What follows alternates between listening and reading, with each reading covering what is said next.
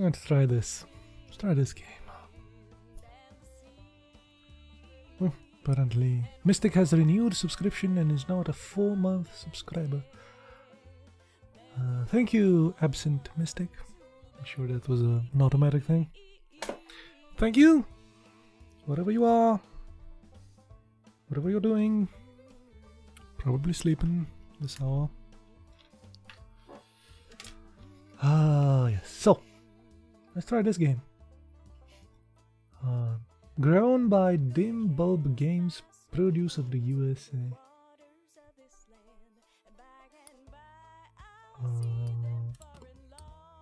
Yeah, sure. I just started it to see if it worked.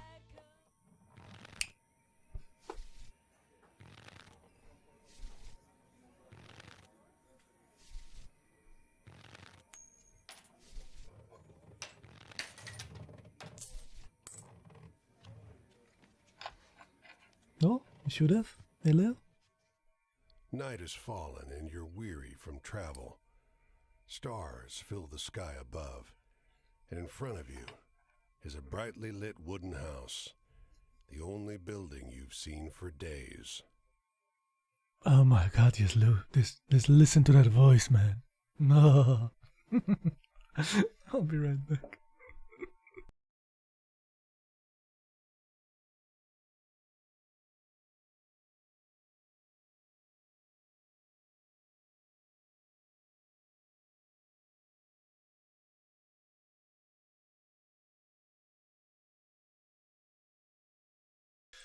Okay.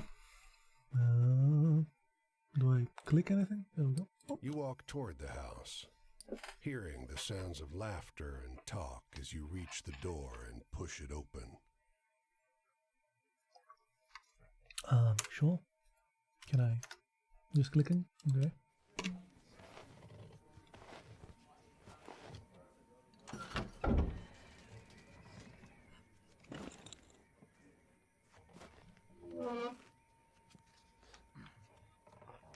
Creaky chair. You sit down and join the game. It's a cheap buy-in, and not many of the other players are very good. The lady fiddling with dice gets good cards, but has no real strategy. The man to your right seems to just hold on to the highest cards he has, regardless of suit or any consideration of matches. The man in gray across from you, though, he's good. He already had the largest pile of coins when you bought in, and while your winnings grow quickly, you can't quite catch him. One by one, the other players leave the table, sometimes with pique or with wry humor, leaving their winnings with you or the man in gray. Ooh, the man in gray.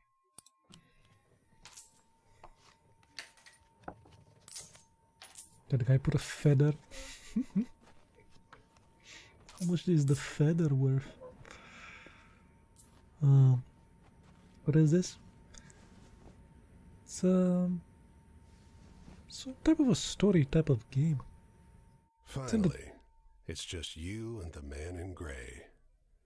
He looks at you, full of humor, and winks. Last hand? Yeah, where the water tastes like wine, it's called. Sure.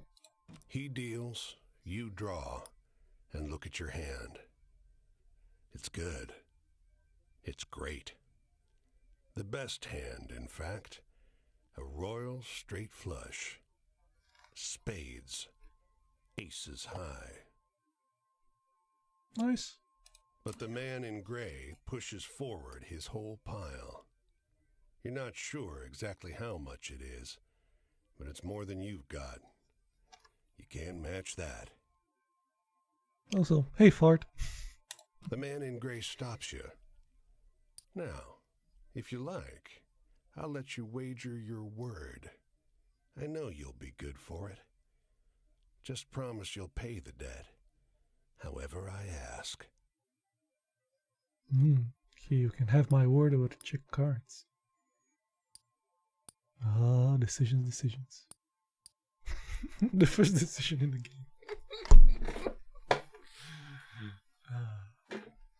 He looks like a devilly type of fellow, doesn't he? Yep. 10, jack, queen, king, ace. All spades. Well, that wasn't really a decision, the man or in was gray smiles. All right then. I'll call.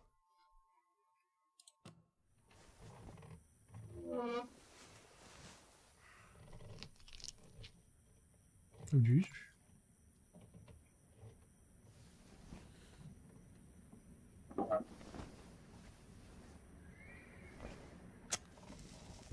What? He had my cards. What? Well, your luck wasn't so good, was it? That's quite the hand, but not for the game we're playing. I'm afraid you owe me. Your That's life, cheating. sure, but more than that, your labor. That's cheating! The hell is that? You have my damn cards. You see, this land is built on stories. It's one big story, this country, This is a bit woven high. of many small ones. Few of the small ones are strictly true, and the big story is mostly a lie. You got Uno reversed card there. I don't think that's the game we were playing, dude. All the stories and songs and myths and legends start somewhere, with a seed. As they're told and retold and passed around, they grow and change to become the stories we know. Okay. To pay your debt to me, you'll be carrying stories, finding the seeds first and then spreading them, telling them onwards so they can begin gaining strength. This is no light task. Stories are heavy. Damn right they are. 1100 pages of stories.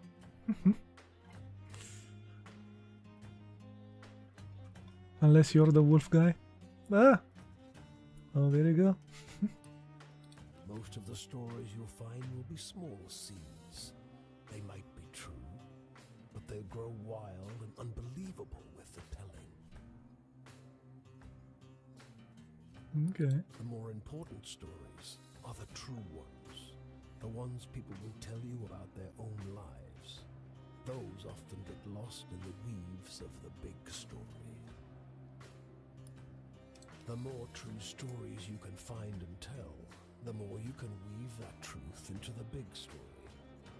Tarnish it a bit, perhaps, but isn't a dingy and battered truth better than a shining lie? No, okay. Now, go ahead. You tell me a story. I'll trade you some information about your task. Okay. Ooh. Free staves, travel, justice, choice of morality. The world. Heaven desires fulfilled, wishes come true. Fortune, fate, and luck, wheels of fortune. The tower, death, change, endings, moving on.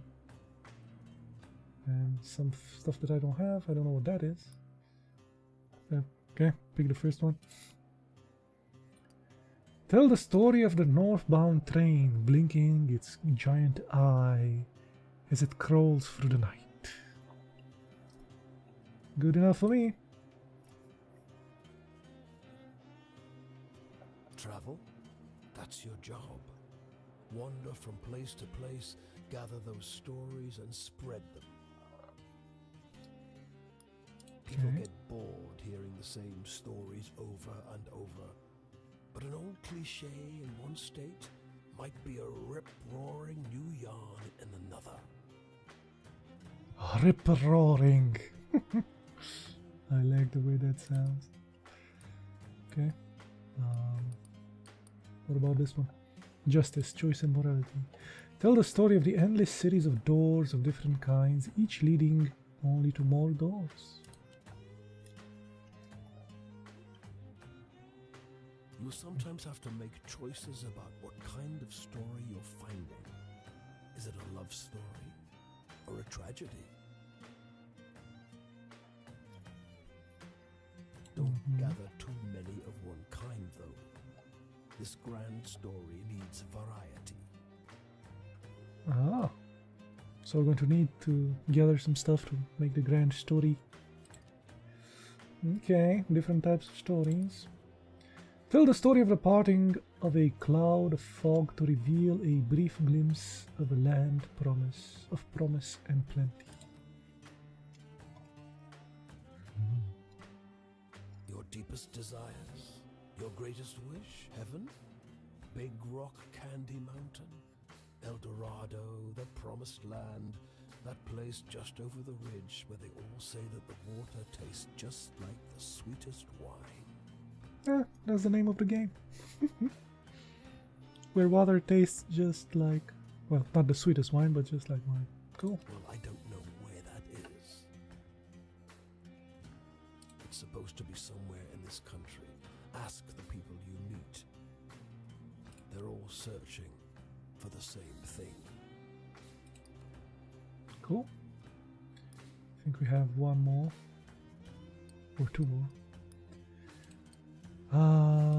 Wheel of Fortune. Tell the story of a tossing pair of bone dice on a blood-red velvet table. They come up snake eyes and wink at you.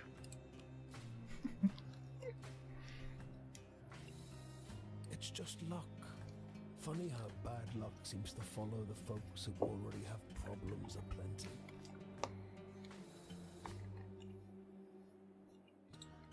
Well, try your luck out there in this country. See how the dice treat you. It's not all bad.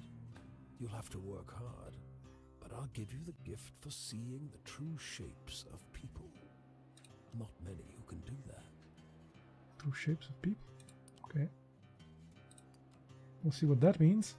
And tell the story of a black and grey city where every building is filled with discarded corpses.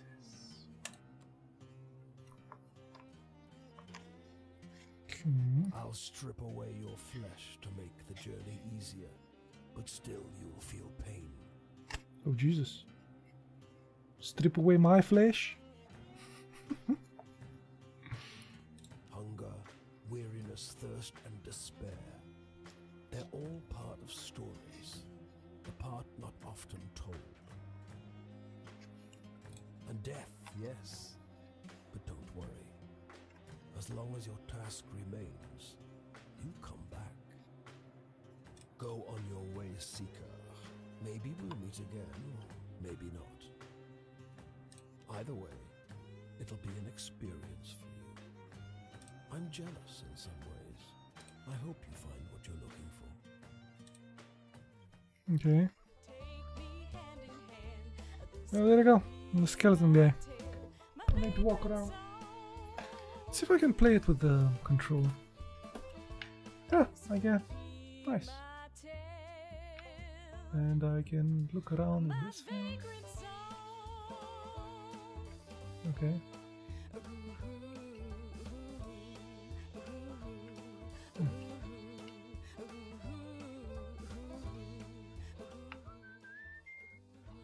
What the hell is that?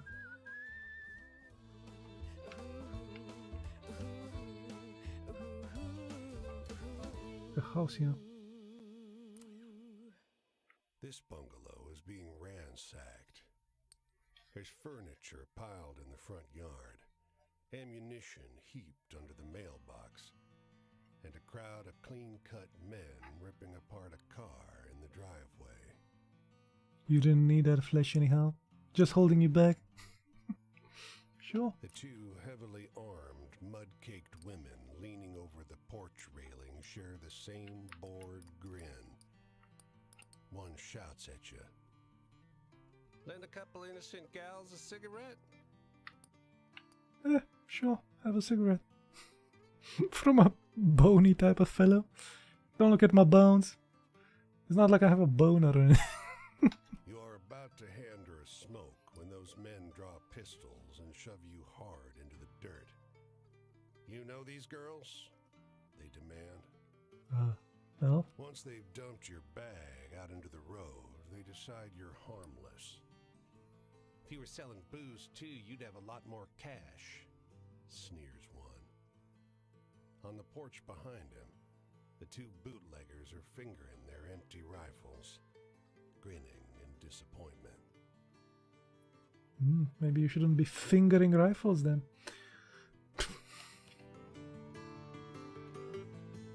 New story. Ah, so that was a story I got. Okay.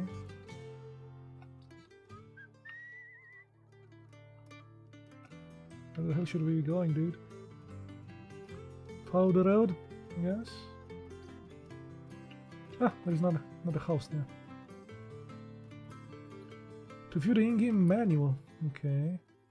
Your goal is to fulfill your obligations to the wolf by finding all 16 characters scattered over the US and trade stories with them until you earn their trust and finish their story. Okay. By having adventures, you will begin to collect stories. When you meet characters, they will ask you for different types of stories: tragic, hopeful, scary, thrilling, or funny. Remember what sort of adventure you had, and you will know what type of story you've got. Stories will grow and change as you tell them. Once you tell a story to a character, it will be out in the world, and you may encounter someone else who will tell you a better version of it. These better versions will be more entertaining when you tell them to characters. But be sure to tell different stories so that you have a chance to grow them all. The stories you get from characters are wild cards. They will fit any of the 5 categories. However, telling them will not cause them to grow, so use them sparingly as you give up a chance to spread other stories.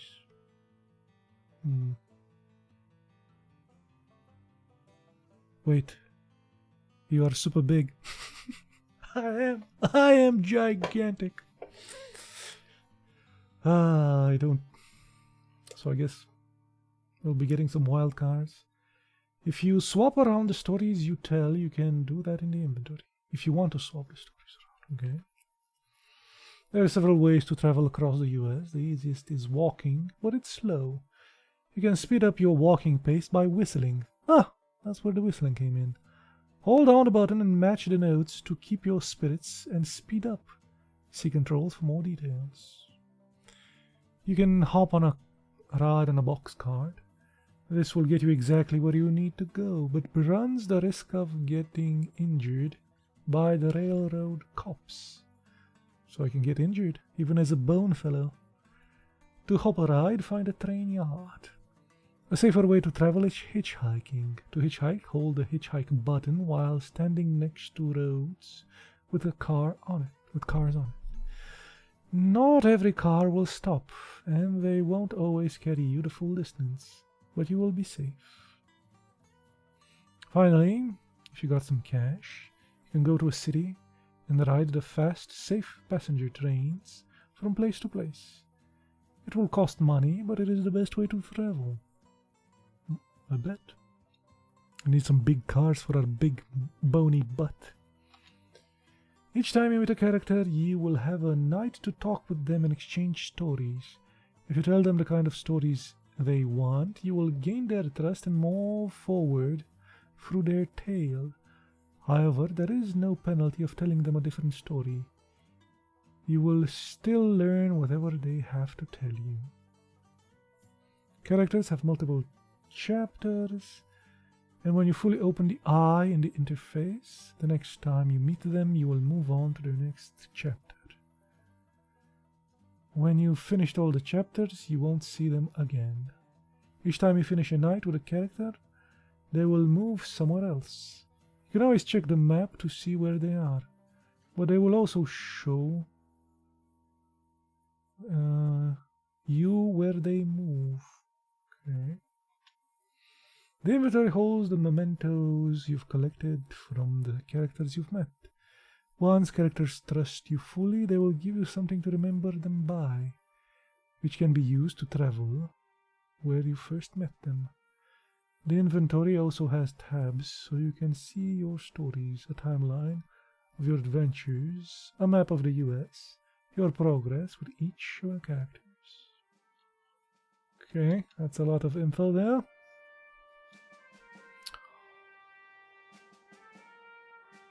Is that hitchhiking? There's a hitchhiking button. Resolution, fantastic. Sound controls. Recenter camera, whistle, hitchhike. I actually used the other button for hitchhiking, but okay. It's the LT for clicking. Okay, whatever. Map, inventory, interact, camera, in-game menu. Okay. So this one. This one does it as well. Okay.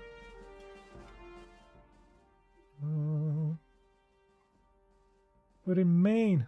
I might learn some US states with this game. We have some dice. Okay. So, a pair of bone dice loaded with a snake eyes nearly every time. Landed to roll snake eyes nearly every time. Time to find Cam in PA.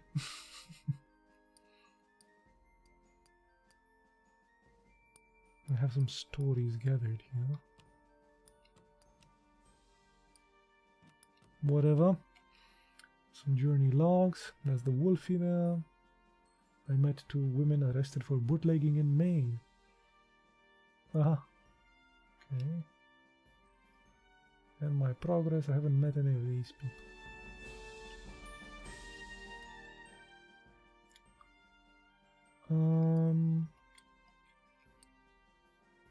Okay.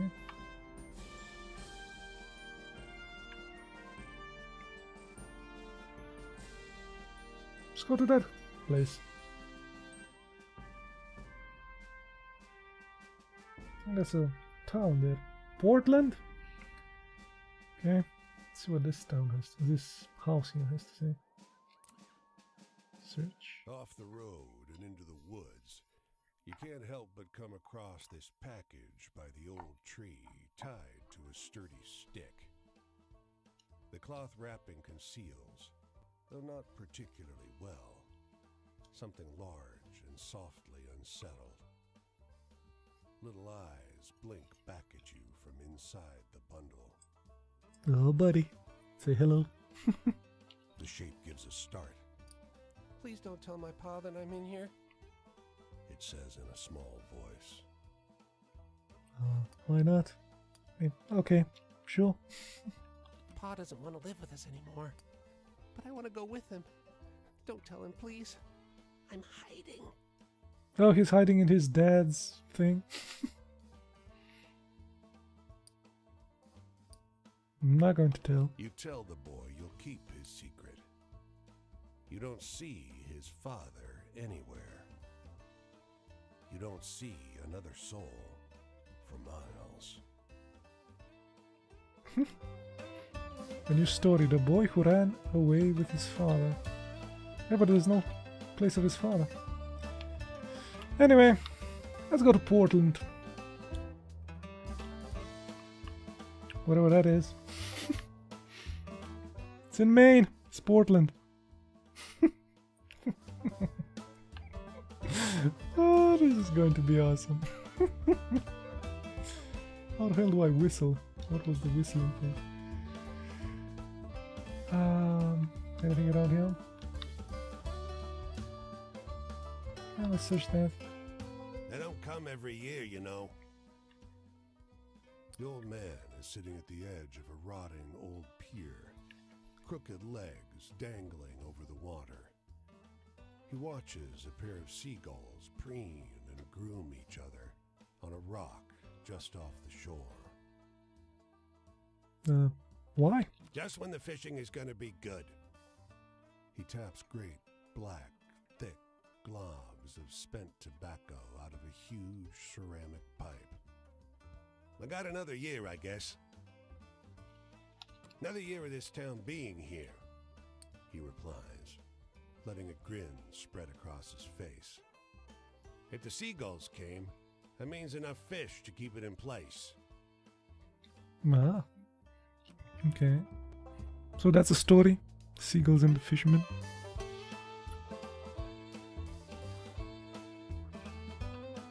See what this is. A woman walks the small town square with the poise of Betty Davis.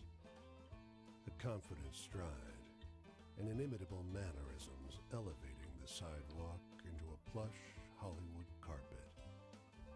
And wrapped around her neck, a yellow velvet ribbon, bright as an ocean sunrise. You question a well-dressed man parked outside an oyster house. Prudish woman.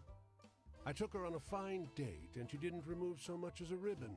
Excuse me, can you step back from the coupe? That's the spirit.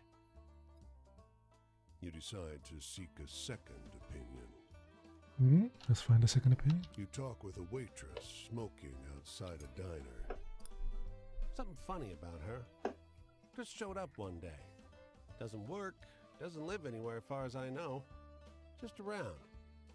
Myself, I'd love to know who made all her beautiful clothes. Should we approach her? Ask around more. Well, let's approach her. You ask the woman if you may join her at a public bench. You may. Lovely outside, isn't it? Her eyes are a beautiful shade of brown. Beneath the yellow ribbon, a thick, fibrous scar wraps around her throat. Weather like this, it reminds me of Paris. Ah, Paris. An elegant woman in a small town. I guess Portland is a small town. The hell does that mean? Maine something something. New Hampshire, I think? Backwards. Let's get a story from these dudes.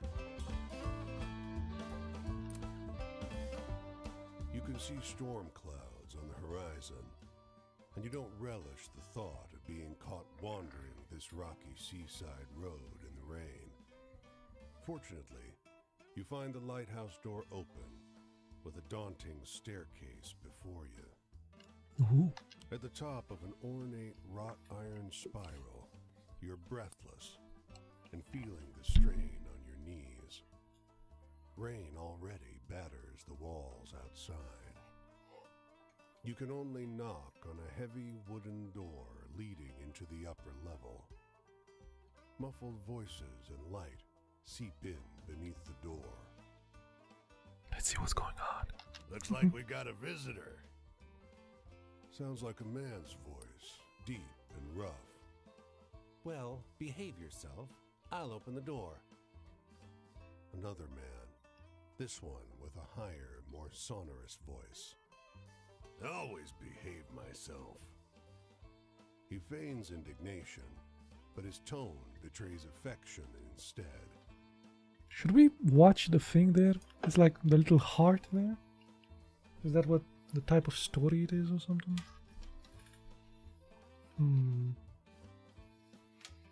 After a moment, the door unlatches from the inside and opens. The man before you is tall and muscular, with a hint of a paunch beneath his wide chest. No The clue. heavy iron knob on the door looks nearly dainty in his huge hand. Didn't want to be out in this rain, did you? Come in. Did ya? Look at that. That's a thing. Can I write did ya? Did not know that. Did ya? Despite the rough exterior, this room looks like a well-appointed parlor. There's a rug on the well-trod wooden floor, and an enormous... Yeah, I think he is doing all the voices. And sat upon it is a stocky fellow, grinning So far. with a great hazel-colored beard. Tea? He offers, hoisting a teapot. Ah, look. The thing changes, so it's a heart. Must be lonely down up here. Or this thing. I bet those things mean different. Where I want the story to go or something. So that would be like a love thing, and this would be like, I don't know. A few years. The tall one sits on the sofa, wrapping his arm casually around the other lighthouse keeper. 5, says the smaller, but by no means small, man. That long? Time flies. We traveled together before that. Oh, this isn't his You must voice. have some good stories from the road, huh? Well, I have some. Okay. You wake up the next morning on their old sofa, still warm from an excess of tea. Excess of and tea. Cakes? Cakes. There might have been little cakes. Little cakes. Prodigious snoring rumbles in from the floor above you, and you quietly take your leave. Cool. Little cakes. The two loud lighthouse keepers. Okay. So have 5 of 235 stories gathered. No active stories. So I guess I have to tell more stories for them to be active. Can pan? No. Have to. Oh, that doesn't work. Ah, there we go. So that's where I came, and this is where I'm headed. I can zoom out. Oh, Jesus! Holy moly! A lot of US to go to, man. There's also some trains and stuff.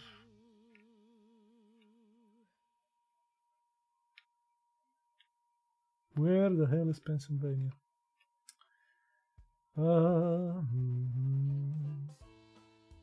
New York, Arkansas, Texas, Carolina, Virginia, Kentucky, Indiana, Idaho, WV, West Virginia? I guess that's Virginia there. Okay.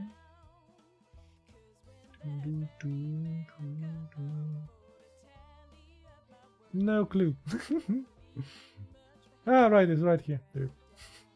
Right smack in front of me. Okay. We'll head towards Pennsylvania, see what type of storage those dudes have.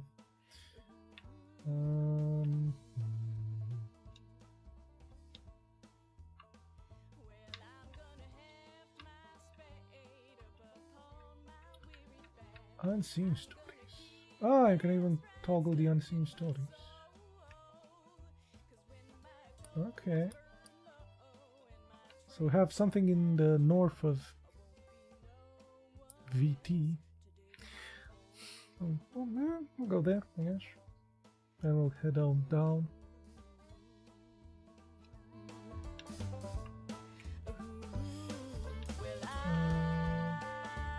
Some mountains and stuff as well.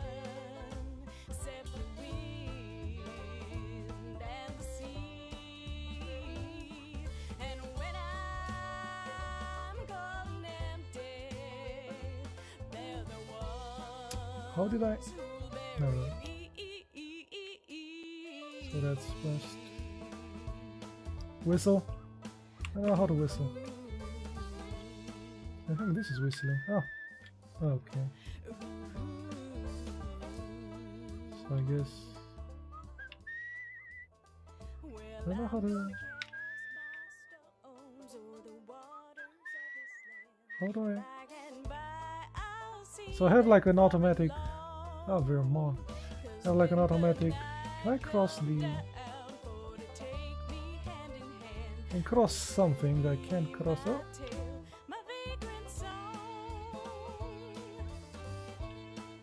Can somewhat cross mountains. Okay.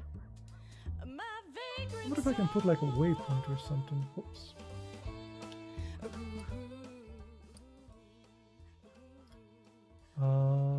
Should go... Oh! North. Over here.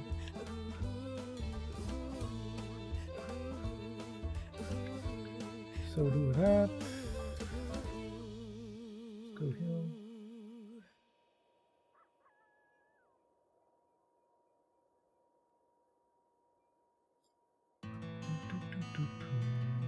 See what stories these dudes have.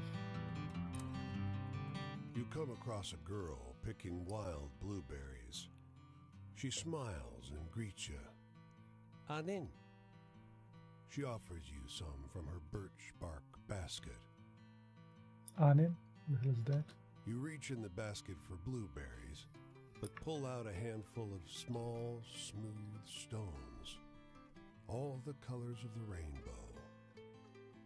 The snickering girl runs into the trees as fast and light as a rabbit.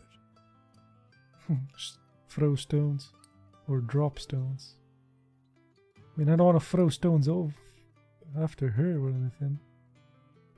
Yeah, let's throw some. When the stones reach the top of their arc above your head, they turn into butterflies, all the colors of the rainbow. Your heart leaps in surprise. Incredible. Butterfly. Oh, that was weird.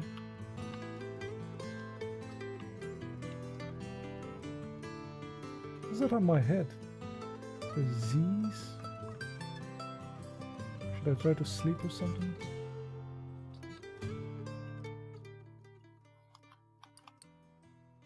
Yeah, what's with a Z there above? Might need to sleep at some point.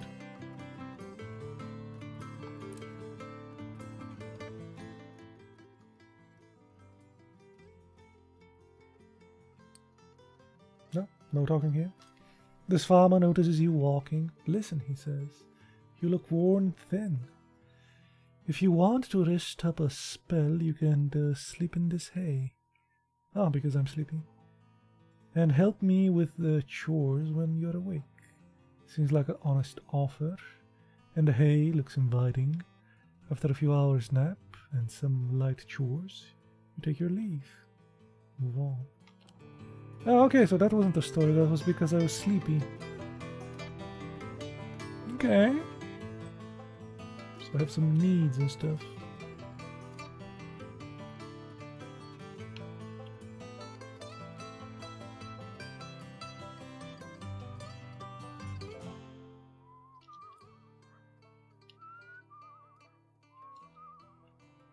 Uh-huh. I think I got it, I think. The hotel is an old manor house that's seen better days. A grand structure surmounted by a gambrel roof that dwarfs the house itself. It's eerily still, but for two boys at play. Each one so small and light, they barely leave tracks in the deep snow. Let's watch them. They seem old for their size, around 10 years old. Though their clothes are mismatched, they're perfectly identical, down to the pattern of freckles on their pale cheeks. They conduct their games in eerie silence. The clerk behind the counter is old, and your room key is worn. But night approaches, and the price is low. Just before you shut the room door, there they are, the twins, staring at you from the corridor. In the morning, as you leave, the clerk asks, "Did you sleep well?" Ooh. So the thing changes. Still the truth. Too tired to lie, you tell him about the noise outside your door. The trampling of small feet on the corridor outside. The dreams disturbed with violent and hideous images. Hello? No That's children odd. staying with us? He says, weak-eyed. There are no children staying with us. It's like the twins from the... What's that? The Shining. But they were girls.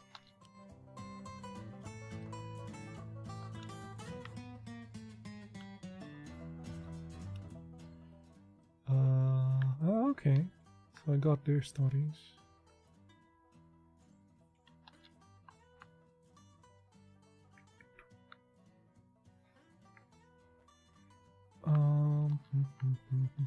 So those are the cities, roads, river crossings. No river crossings here. No trains. Character. Oh, we have a character there. I might tell the stories to that guy so he spreads them around and stuff. My story, I guess, the big one. And the unseen ones. Okay. Let's... I guess head down to the character there, I guess.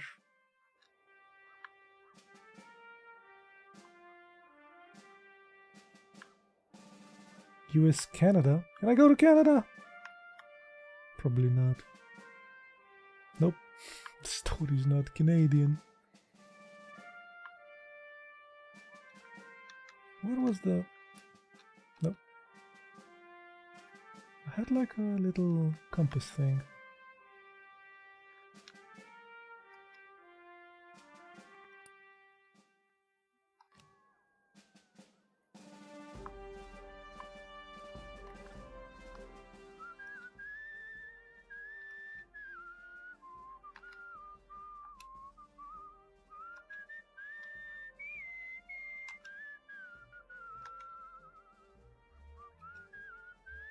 Is that faster? Oops.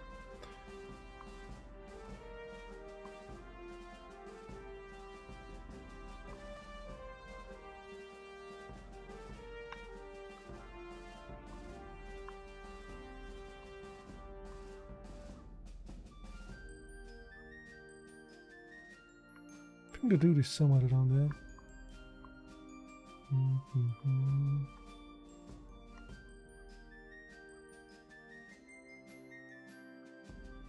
See what that is.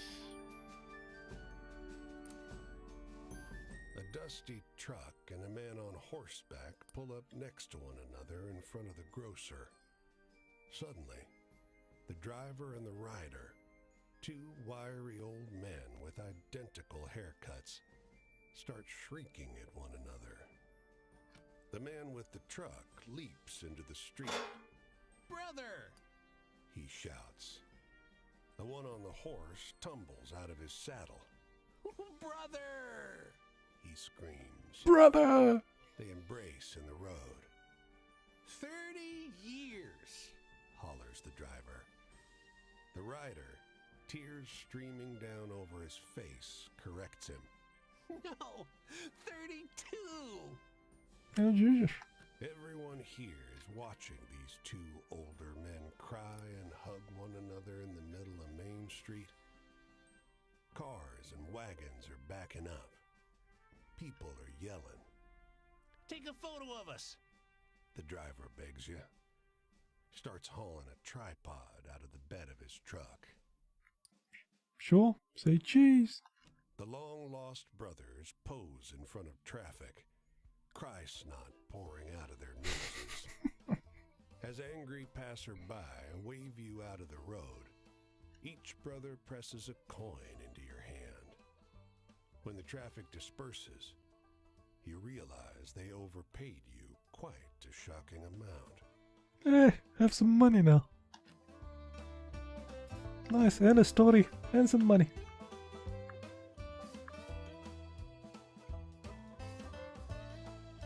This is Boston, I guess. Boston.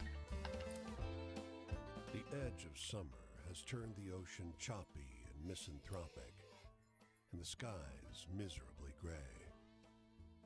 The boardwalk prophetess lured you into her tent with a promise to read a fortune for free.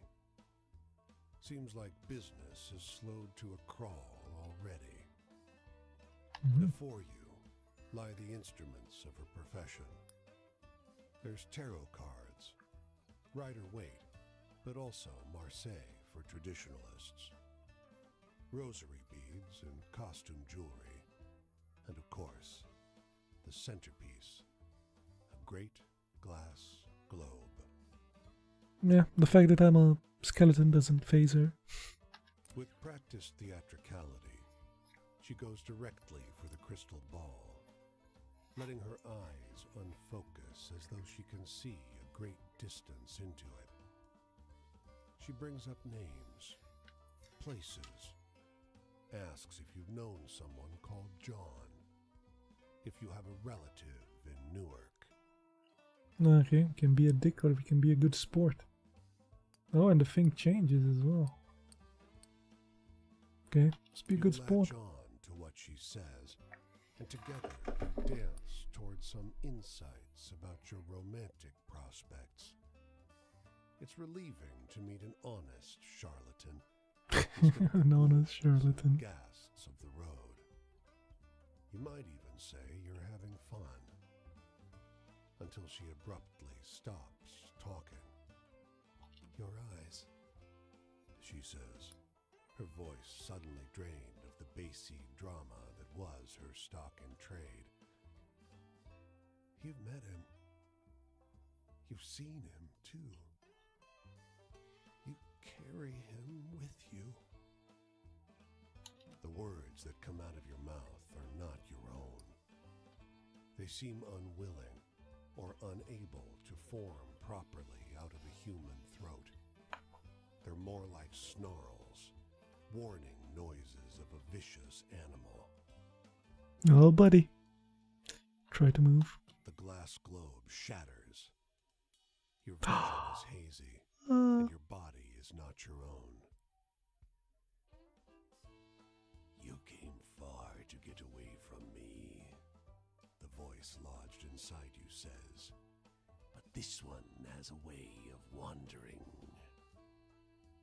The fortune teller has collapsed, cowering. Consider your debt to me repaid.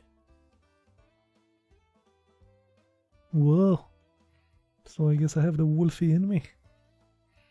When you come to your senses, you're lying face down on the rough wood of the boardwalk, sore and weak. An empty patch of wood, cleaner than the surrounding planks, is all that remains of the fortune teller's tent. Damn. What the hell is that? Camp?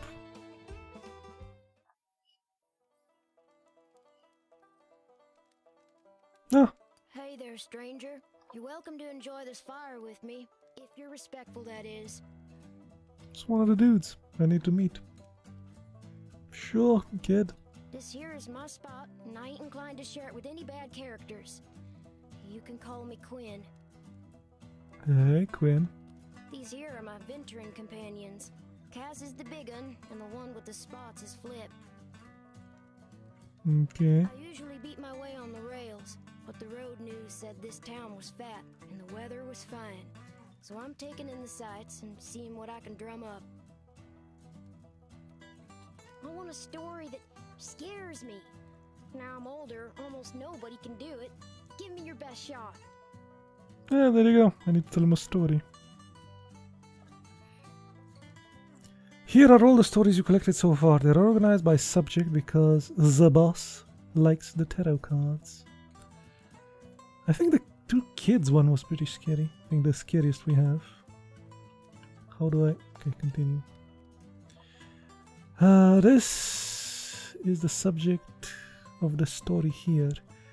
If you tell the person a story about love, for example, they will tell you something from their own life relating to the subject of love. Poor things. As the night goes on, this icon will move left to right.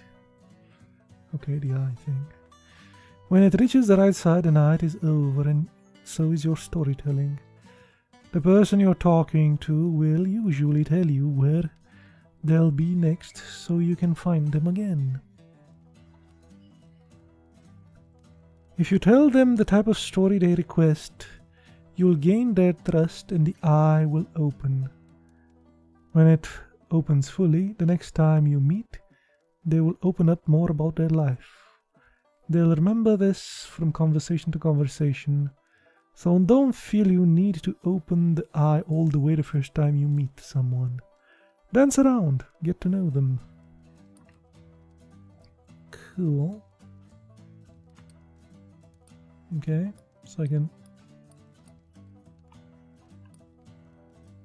Queens and cups.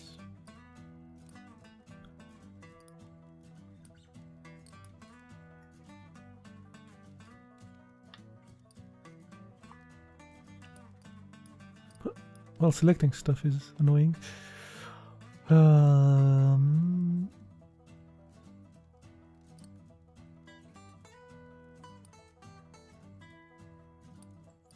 So they're in categories and stuff after tarot cards.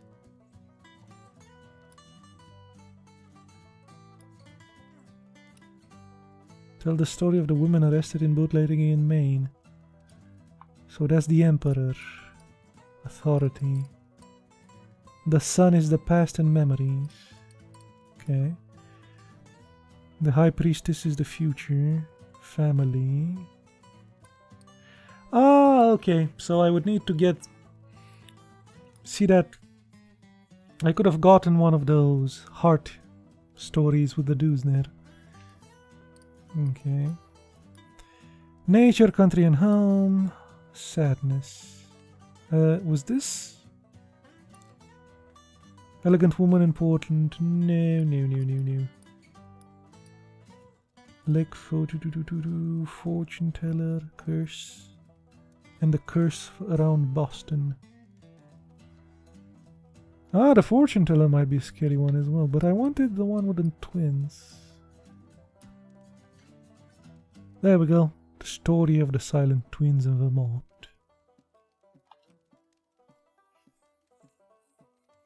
You tell the story of the silent twins. That's the stuff, stranger. Spooky campfire tales are my favorite. We opened a bit of the thing. Awesome. Traps and such like. Well, one time in Fort Worth, a fella tried to take Cass and Flip away. Oh, buddy, his doggy. Said a kid couldn't look out for him proper like. That they were fat in Fort Worth and they were going to the pound so that he could find him a good home.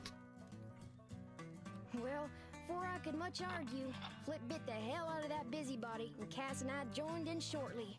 I don't think I ever seen a fella so surprised. Guess I ain't going back to Fort Worth no more.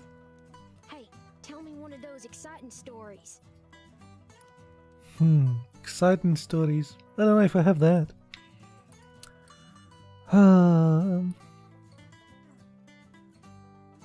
Would this one be exciting?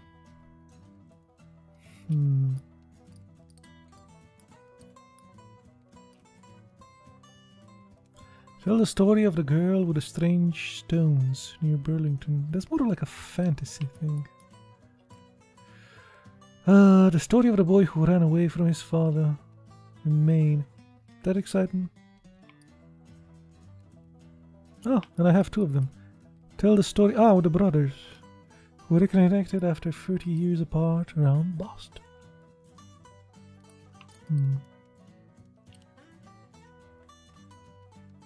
I guess that's kind of exciting. The bootlegging. See if he likes that one. Well, that was something.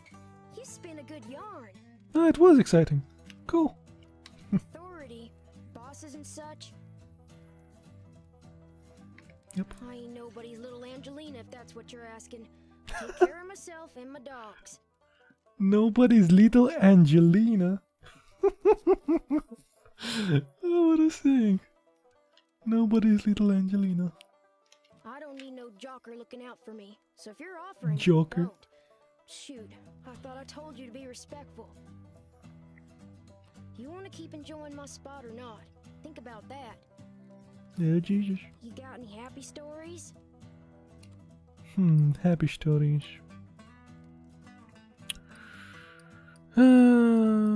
What was this? No, not the cursey curse.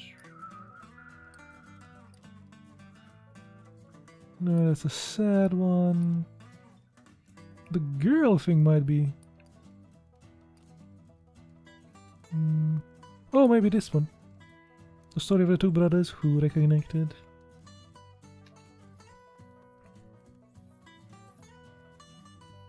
Sometimes I need a tale like that just to remind me it's not all depressed out there. Ah, look! Fully opened eye! The eye of Agamotto. My family. We had all the stories. There ain't no way I'm gonna start jaw flapping about those bastards. Judases, the lot of them. Enough said. Oh boy, Judases. You got any stories that are a little sad? Sure, kid. Got all the stories. Running out of stories, but sure.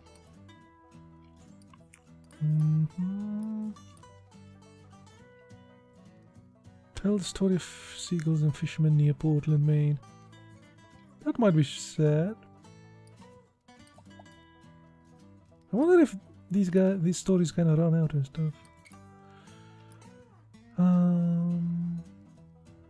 This one is sad. Is that why it's red? That's different colors.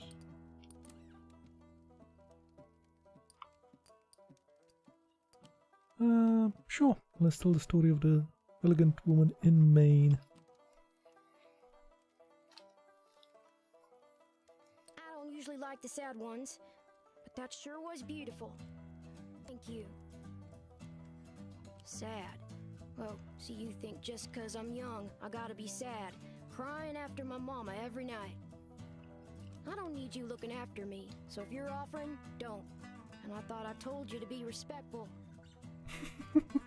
What you really ought to be asking yourself is if you want to keep enjoying my spot or not. I want to hear one of them venturing tales. Got any? Ah, kid, I don't know. Don't know if I have any venturing.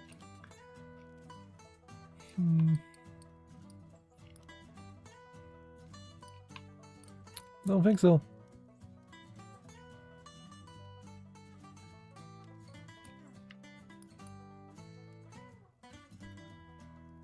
Fortune, fate, and luck.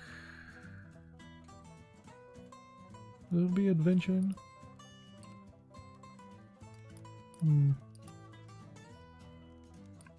Yeah, I'll say that one. It's probably not what he wants to hear, but meh.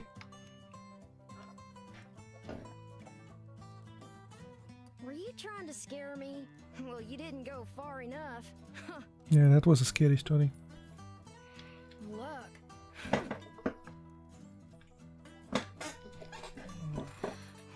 And some puppy dog eyes on occasion's all the luck I need out here. Puppy dog eyes.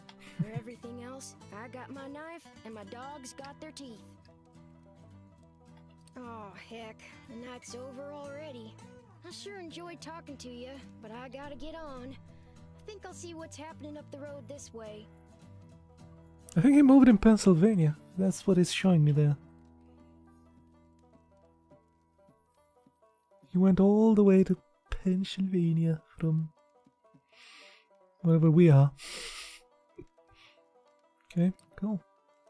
The tramping life suits me just fine. Every day is a venture. With things being so depressed, folks walk around like it's the end of everything good. But it ain't. Plenty nice things to see if you know where to look. Damn, this was a depressing age. Queen Chapter 2 now available. New story, Queen's Adventures. Hold on. I think it's like, what, the 20s or something? There we go. We have a dude. And we got him to Chapter 2. The Hobo Kid.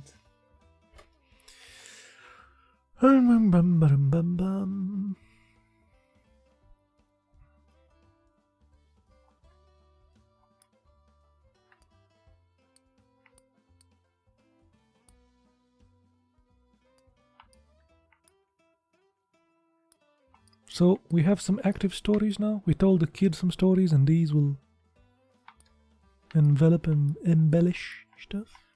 Get bigger, maybe.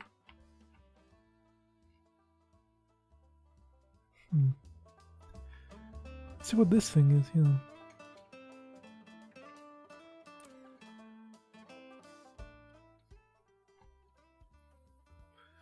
You walk down a road, a black crow flutters down to land in your path. It looks at you, cocks its head and speaks. Well, you've got a long, long road ahead, don't you? All these people to chase down, or so I hear. It laughs. I got some experience when it comes to chasing folks. Tell me about it.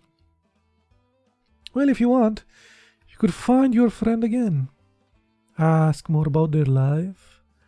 They might want better stories this time, though. It peers at you. Don't they tell you where they headed up next? Yeah, he did. But hey, the world is full of people. But you could find another friend like that if you went looking around. There are more interesting persons in the land, for sure. It gives a gravelly laugh. That's what humans say anyway. Ah, damn humans. And with that, it launches into the air and disappears. Can talk to crows, apparently.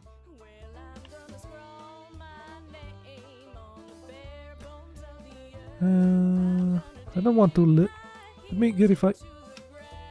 Let's try to get a car.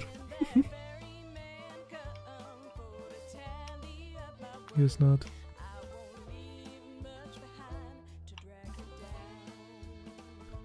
Let's leave Connecticut and enter New York. Whoops.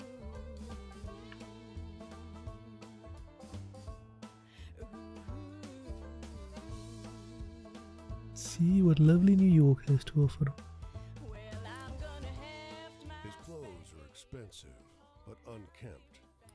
A tailored jacket stretched and warped out of its best fit by long days on the road. His thinning frame weighs down the boxcar next to yours. You got a light, friend? Sure. You offer a match, which bends and nearly snaps as he scratches it against the pitted iron edge of the boxcar. Thanks, he mumbles, perching one last cigarette on his lip. Don't rightly know where I'm going. You notice how deeply wrinkled his clothes are. It's as though a huge hand plucked him from a high society party and crumpled him up like a sheet of paper. Don't rightly know how I got going either. They built a railway just past Missy Hudson's estate. Damned racket ruined our soiree. Might have been a few bottles of Armagnac too many when I walked down the tracks to tell them to keep it quiet. He drags on the cigarette, but you never see him exhale. All in the lungs, baby. The last bottle of Armagnac. Okay. What's this thing?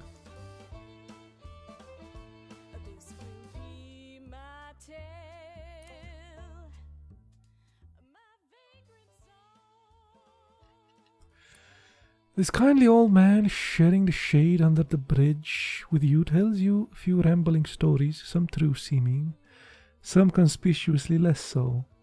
All true, he assures you. There's story in this place, going all the way back to Indian times. Strange stuff happening around here. Can't all be true.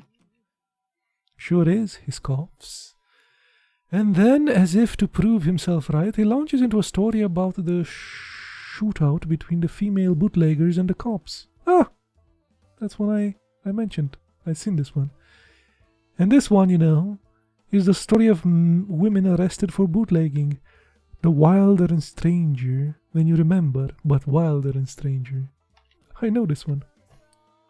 See then, the old man laughs. So I ain't putting your leg. It's all true. Story grew in telling. The story grew in telling. Cool. Now it's a shootout. Nice.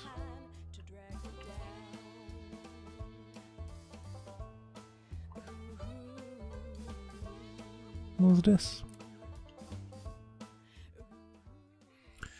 A jet black crow aligns on the low branch of a whistle-twisted tree.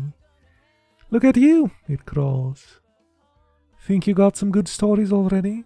Well, I heard better. Much better. Heh. It seems to wink at you. Wanna hear my tricks? Sure, ask about the stories. The ones you got now? Pfft, pathetic stuff. You tell those stories around and they'll come back more exciting, more satisfying. So always listen to the stories other folk tell. Their tales are less true, sure, but more useful around the campfire. Makes sense. The boss has a point about the true ones, though, the crow admits. They're extra interesting. You learn a couple of folks through live stories, and everyone will like them, no matter what kind of stories they think they want to hear. So if you get some good stories, they'll like them anyway. True life stories. Any other tips? Well, everyone's the captain of their destiny. It gives a burst of laughter. Ain't no bootstraps in the world that can save you now, but the choices you make. They change the kind of story you can tell.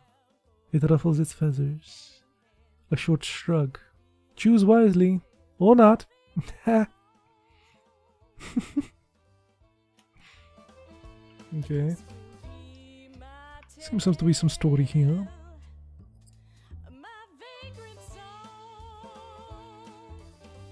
I also might have some. Hold on. Still don't know what it was. So I saw when the Z thing was in, I had to sleep. I have some money. I don't know what a heart symbol in my little skeleton there means, though.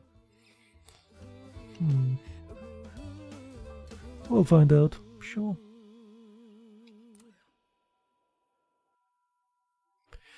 You notice the black crow once again sitting on the fence, watching you with unsettling intensity. Hey, it blurts. Hey friend, hey! You hear about trains? It gives you a throaty cackle. Locomotion, that's the life. I got some good travel tips here. So she's a sort of tutorial thing that I already read there. Have you ever tried a train? With your budget, you'll need to hop on a train yard, though. Fast and convenient. But the railroad bulls really don't like it. When you ride in the empty boxcars, if you get caught, you'll get beaten. It hops and pecks at something on the ground. On the positive side, maybe you'll meet someone to trade stories with. So we might find some people on the railroad. But if you don't like the sound of that, you gotta hitchhike. So the heart there is probably my life or something. Might die. I feel sorry for you, land lumberers. No wings, just motors. You can't even cross rivers when you want to. Only at safe crossings. Well, to be fair, Mr. Bird, we do have airplanes and stuff, okay? I always do. You notice that its beak doesn't move as it speaks. But before you can tell anything else, it flies off. Okay.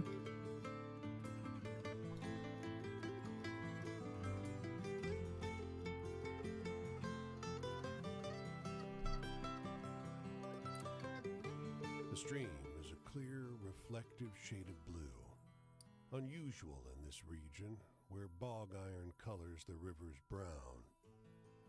Across the way, a goat with great leather wings laps up the water, its sunken red eyes fixed on your every movement. Chupacabra. Take stock, okay? You now notice the unnatural absence of wildlife. No fish swim in the stream. No birds sing in the trees.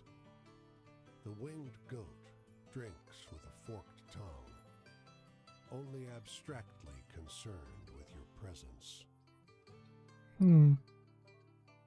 You already have a scary one. Let's drink the water, whatever that means. With a crown there. You cup the water in your hands, ice cold somehow, and take a swallow, soothing the coarseness in your parched throat. Clear as the water is, the stream bed isn't visible, even looking straight down. Oh, you can swim in the water. Sure. Your feet don't reach the bottom, so you float in the cool water, feeling washed clean. The ripples flow as far as you can see, never fading. Wave at the goat. The winged goat snorts and heads in the other direction. The winged goat by pristine water. Okay.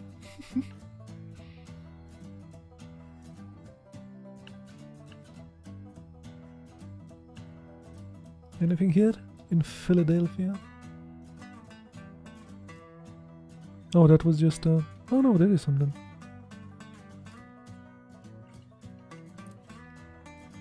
Muddling through the dark, you stumble into the path of the white deer. Its beauty strikes you at once.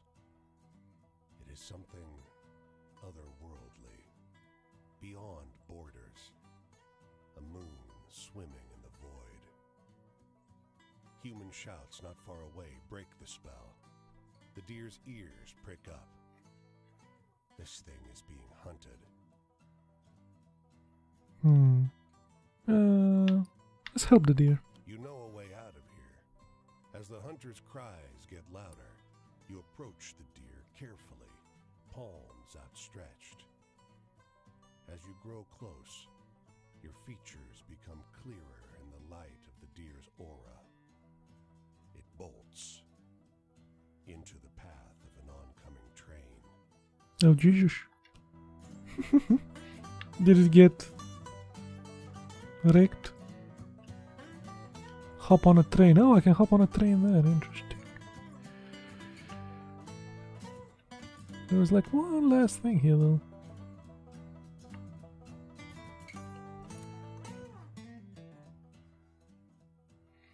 These men lean toward the wall of this hardware store, smoking and chatting. They wave you over. You heard this one before?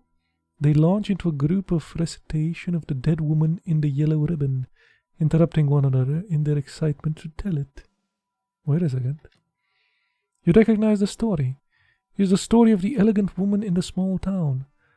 Someone added to it in the meanwhile, though. What do you think? That's one of the men, eyes bright. You think it really happened? No way. One man tisks and shakes his head. It's possible to be too skeptical, you know. He laughs.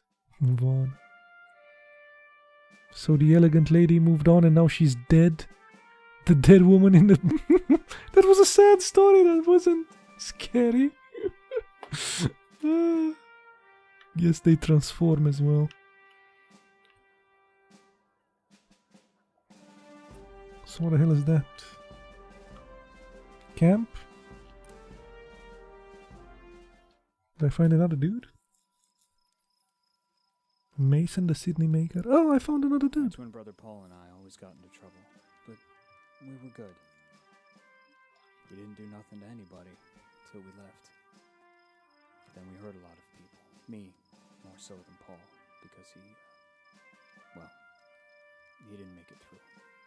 The march I was on, the bonus army, it's less a bonus and more an acknowledgement of what I've had to suffer. Civilians will never understand. Maybe it'll take my mind off my sorrow to hear about somebody else's. Tell me a sad story. So, that one was a sad story. I'm not sure if it's... No. If he's dead now, might not be a sad story, might be a scary one.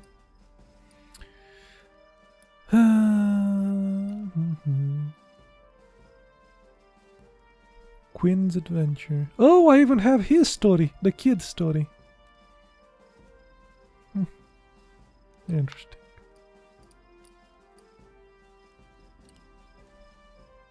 Tell the story of the white deer. That might be sad.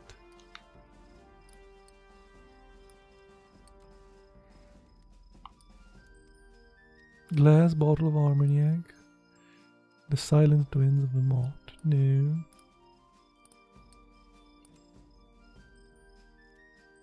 Where is... Did it move?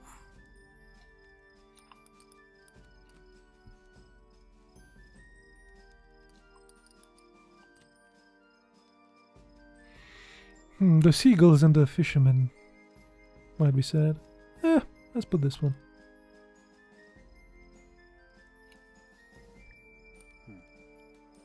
Life ain't like that, in my experience. But I guess my experience is... Nah, you didn't like it. The future's the issue, ain't it? Great war leaves us nothing to go back to. Plucking up the hope and leaving us only with the vile. Okay, so I guess it is after the... In the 20s somewhere. After the World War. The great one. The big one. Followed by an even bigger one. Do you know any happy stories? Hopeful ones?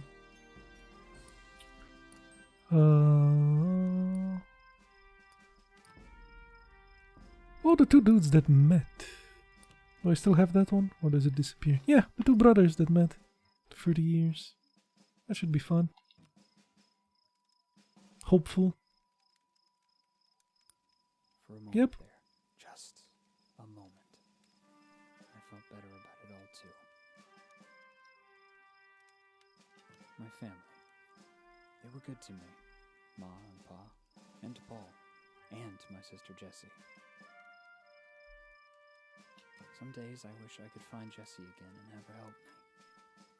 She always liked Paul best. My brother Paul used to love scary stories. Tell me one? Okay. Let's try to find a scary one.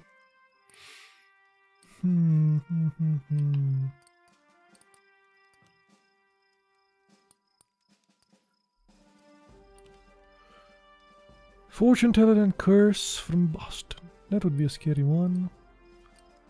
But I'm curious what happened to the... Yeah, now this is a scary story. The story of the dead woman in a yellow ribbon. And it's supposed to be a sad one. It was my sad story, damn it.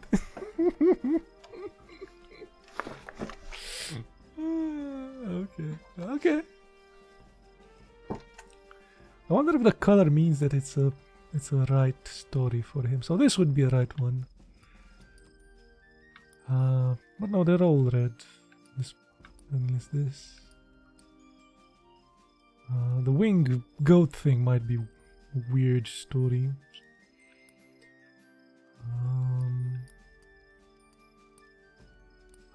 Nature, country, and home. Okay. Ah, so I have. I don't know what this is. The past and memories.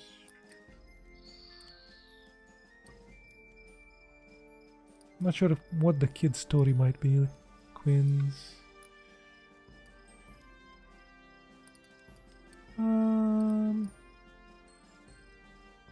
I don't think this one had evolved. Let's put this one that didn't evolve. Maybe I'll get a chance to evolve as well. Fortune teller and the curse. Dark campfire stuff. I lack any faith in luck. It has never served me. But anyway, do you know any good sad stories? True ones? True sad stories, oh boy. I'll try the kid.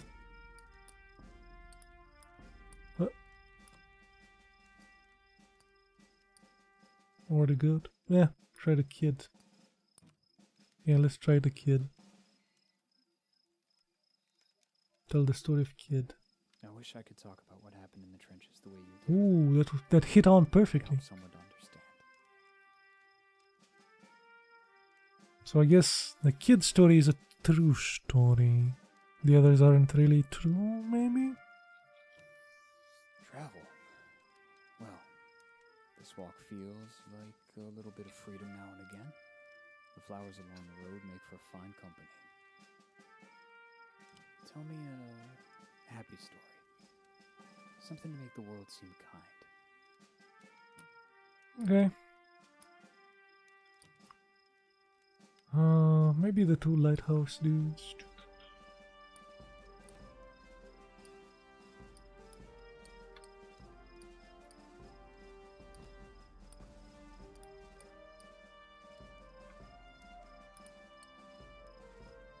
Can't even select that. Okay. Sure. The lighthouse dudes. Because the other one disappeared for some reason. I guess after you tell them they disappear.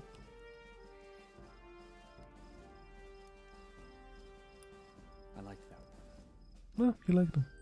There's some hope left for you too, you know. Don't give it away too quickly. The past doesn't even feel like it happened. It feels like it's happening in every moment, in every slumber. When the memories come back to you, do they clutch at you? At your heart? Here's the sun.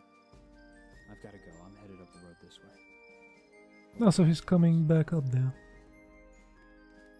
Cool. We came from that place. Days come and go and the terrors return. They'll never be able to pay back what they owe me, but I'll always keep at 'em. What about you? Is there something somebody owes you?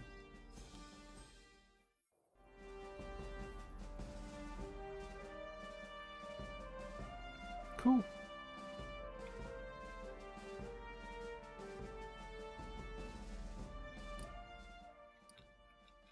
The Mapperino.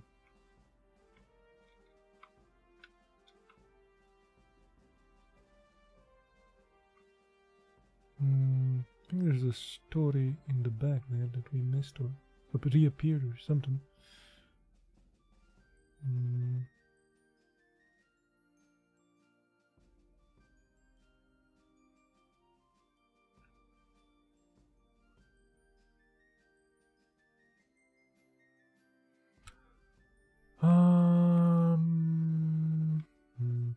Well, we said we were going to Pennsylvania. Let's go to that thing there.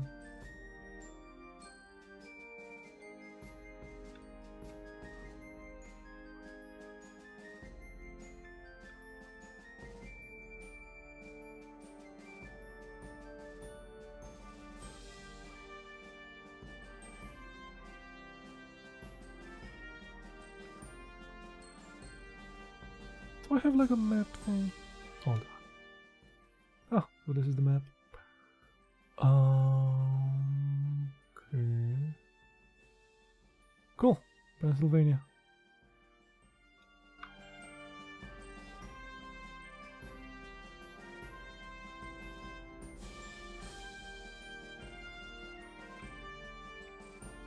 Let's find Cam's story here.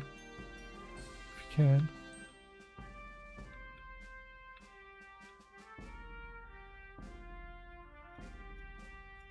Unless I... What is that? Is that like a river or something? Should be going east. I don't see the... Ah! Wait.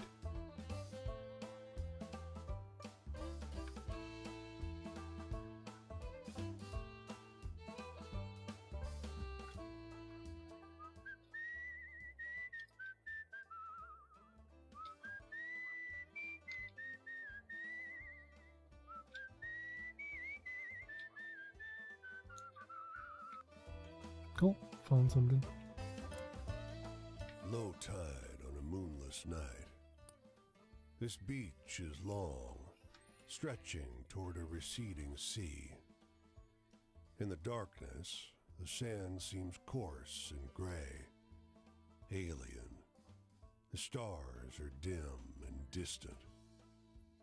It outshines the stars with its presence, a streak of sickly colored light, leaving a trail of distorted fire.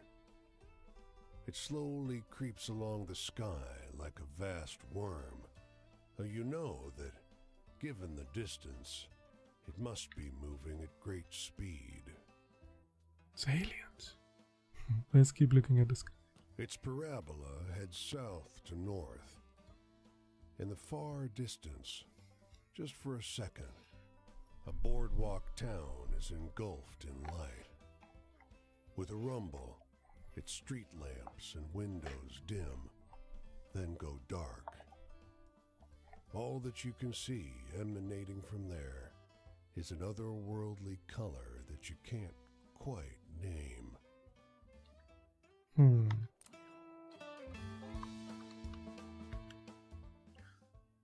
Oh, okay, so we found that. Could be something in the south as well. Don't know how to see the... Okay.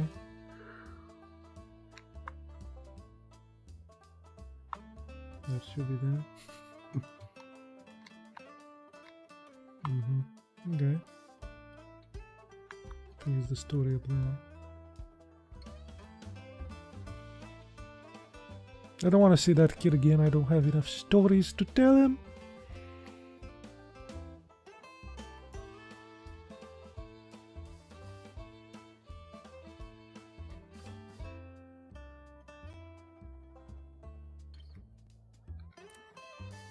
The women are oblivious to your approach. Their eyes are shut. Their touch, where they hold hands, is gentle. They speak in low tones. One stifles a burst of laughter, but it brings a smile to their faces. Sorry, Says the one who laughed. don't be. Another assures her. They don't look up.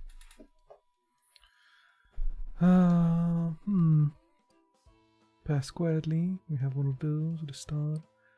More loudly. I don't know if I have any of these.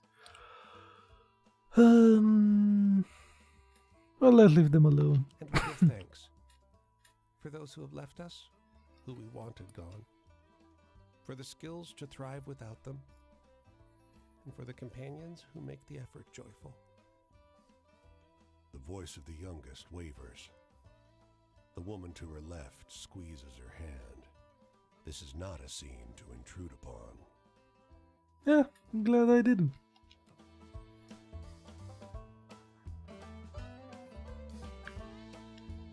Let's see.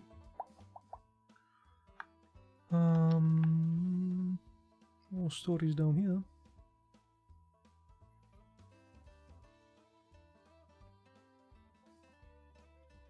I think I even have another dude there.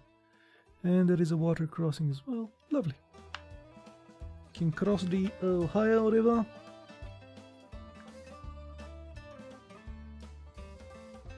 Guess I can't cross it like this. Nope. Okay.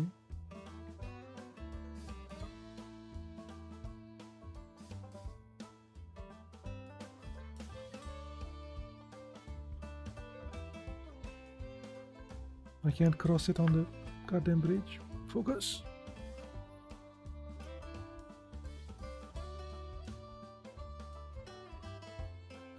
I have to use the crossing or hitchhike a car or something probably. Okay. What? Did it cross me? It did cross me. Okay. Weird that I couldn't use the goddamn bridge. Yeah, strange.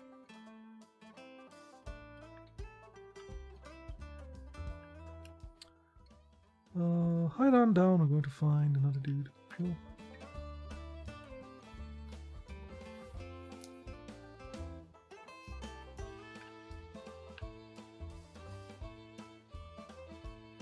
Let's get a story first before we meet him.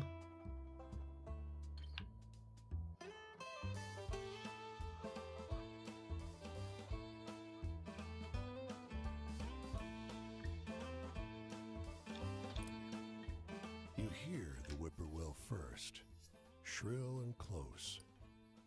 Then you see him, high up above the black streaks of wires. A lineman, fraying belt holding him to the pole. The damned bird has come to perch on a power line, stare hungrily at the man's soul. Nah, not good. He's unsteady. His hands are shaky, and his body sways in the wind. You spot his tool bag next to the pole, worn and frayed, much like the man. A half-gone bottle of cheap rye pokes out of it. Take the bottle, walk away. Could take his bottle.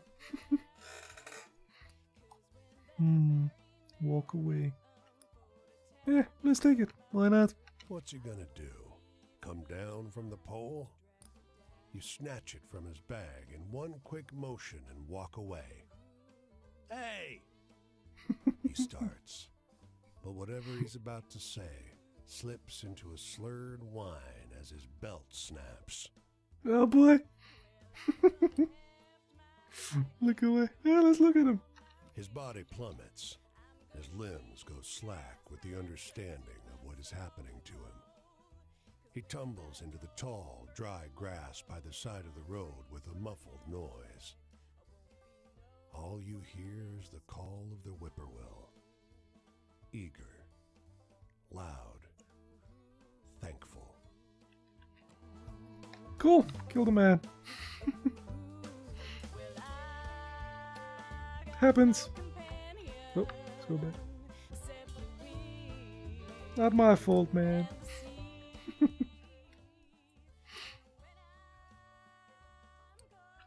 Spend a while in a cool shade at the gas station. You notice 3 kids sitting beside their family car. Game's picking up.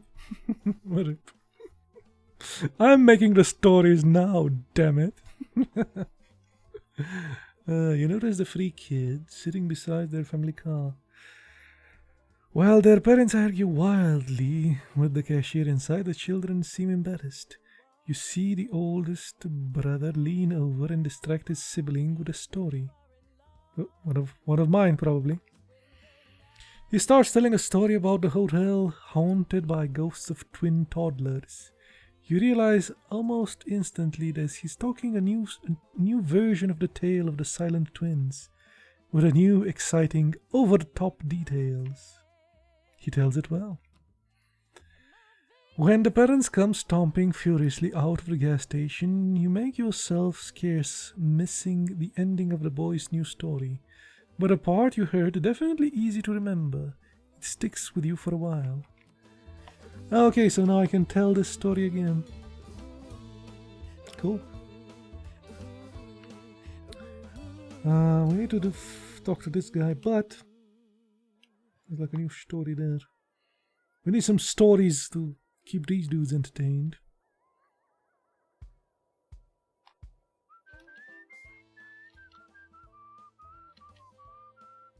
Not sure this is faster, but yeah.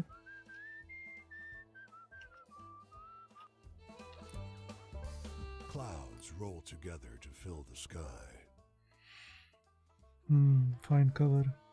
Fine cover. You shelter beneath a rocky overhang. Above, the clouds turn gray and purple and blue. Lightning arcs between them. The hairs on the back of your arms stand on end. The lightning is so strong that it seems to open a path in the haze above you. You are sure you see massive talons curved around the clouds. Talons in the night. The thunder is so immense that the ground trembles. Your lips and hands tingle from the electric charge that fills the air until the dancing lightning passes on over the hills. Interesting. Massive thunderstorm. Okay. Let's see if that guy moved or something. No, he's still there.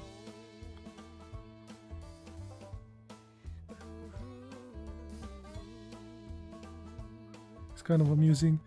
This game is having some frame issues. Let's see. The quality is too fantastic. Doesn't make it better. Beautiful. Ooh, we could even change the language. It's in Chinese, French, Dutch. I wonder if the stories would be in a foreign language as well. There's too much excitement on the screen, man. I'm dropping frames.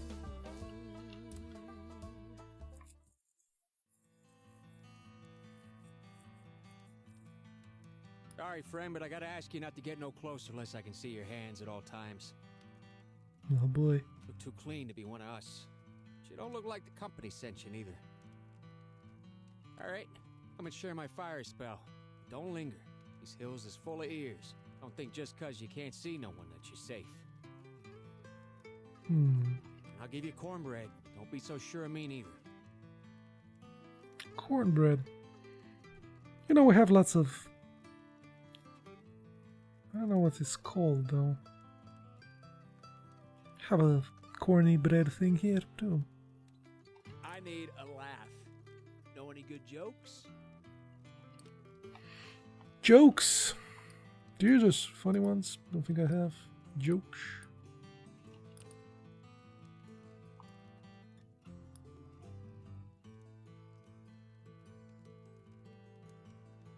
The story of the drunken lineman. Ha! He died! That was funny.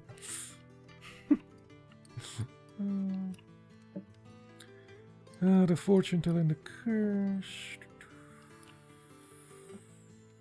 Women praying in the woods. That's not funny. Lightning from the sky.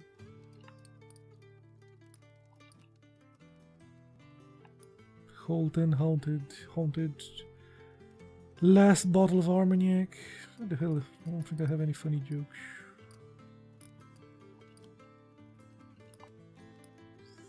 No funny stories, man. He wants a funny story. Maybe the one with the females and the comps and the bootleggers and stuff. The only one close. Come on, that's all made up. He doesn't trust people, he can't see their hands. But he can see through you. Fishy, fishy. Authority? Bosses? You ain't worth nothing to them. You're like a pickaxe, coal cutter, damn shovel. You break, you get replaced. It's almost like they're proud of that. Not any funny stories? Must have a couple. God damn it, man.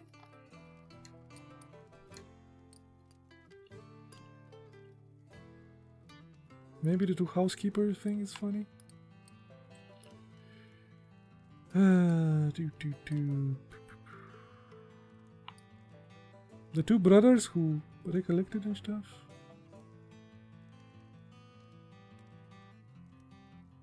Eh.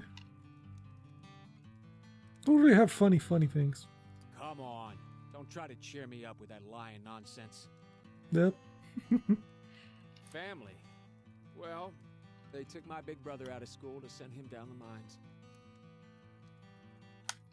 He weren't bigger than 10 years old, but 25 cents, right type of handshakes, off he went to work. Right type of handshakes. He's so big in my memory. He must have been such a small feller, come to think. See anything exciting out there on the road? Mostly I just seen dogs. Exciting. Well, maybe the fireworks in the sky. Yeah, lightning. Like that. That's supposed to be scary? Well, huh. Alright. What? You didn't say it should be scary, man. Heaven? Honest pay for an honest day. Even now, I don't dare open my lips all the way around the words. Anyway, I need to think about something else. Know any scary stories? Any spooky stuff? Well, we have some of those. Yep. Working hard to scare me, ain't you? That's a good one. Yeah, you liked it. Fortune? That's what they promise. They tell these men, get on the train. There's work for you on the other end. They say, pack up, bring your families. Come on, earn your keep in the land of the free. So they pack up. These men quite a ways from their home already. And if they make it to the mine town alive, the company tells them, gotta use our tools. Take it out your first month's pay. Train ticket here too. Nothing you get doesn't come from us. First day you go down to work, you might even be in debt already. Damn, man. This is like the depressing book, what was it? The Grapes of Wrath? Yeah.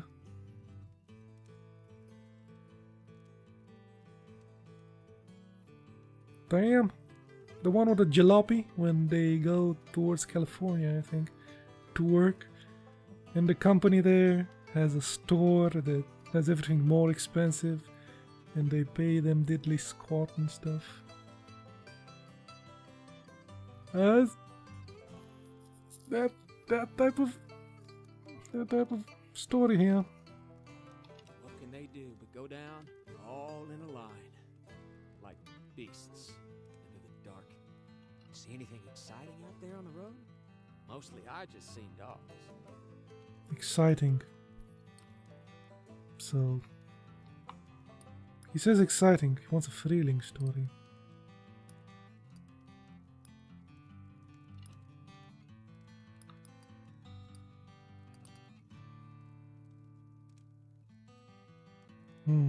About the story of the drunk guy who fell. If you know what that is. Is that exciting? That woman, the thing, no.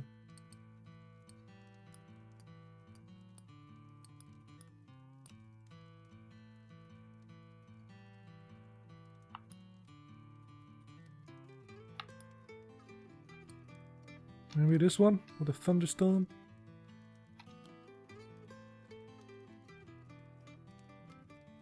Should be popular at mealtime where I'm from. You keep a whole crew glued, I bet. Yeah, you liked it. Cool. Home? I always wanted a little place where I could watch the sky change color, watch the cook fire smoke dance up among the pines. Morning. I gotta get going. Headed up that way. Won't be specific for my safety and yours. If you want to find me, then do it. Talk again about these things. Oh, again, up in the north. Cool. Pole ain't got no country. No worker neither.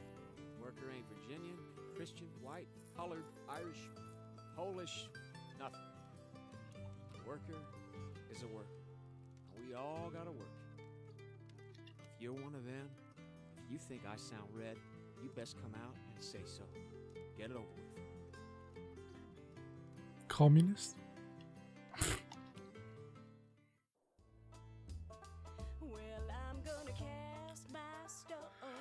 Ah, that's really depressing, bro. Really depressing story.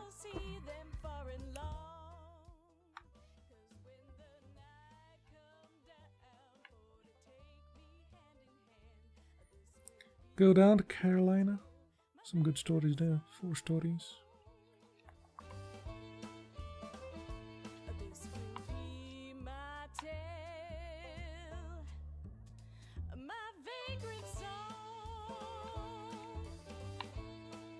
There we go.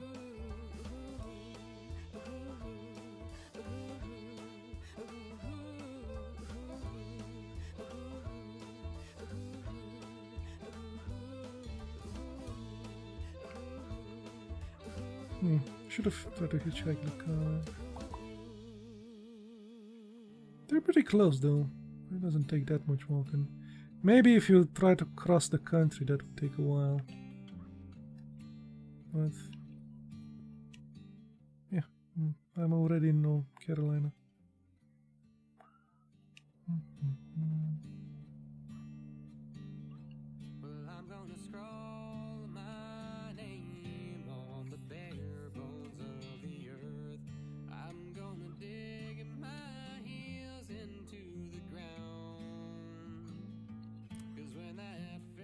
In a field where a well-dressed stranger talks your ear off on all manner of subjects. The weather, fireflies in summer, how combine harvesters work. After a while, the mood shifts. Heard my death bones this morning. Heard my death bones this morning? Death bones? Death? The hell is this? Death bones. Heard 'em rattle like clank, clink, clank. More startling than wind chimes in a tornado. He plucks dry grass and chews on a piece. Ain't much time left now. I think we have one of these. I'm not sure if we have one of these. That don't matter. I'm fine. Got my savior waiting at the pearly gates. The man shifts uncomfortably. At least I do as of this afternoon, I hope.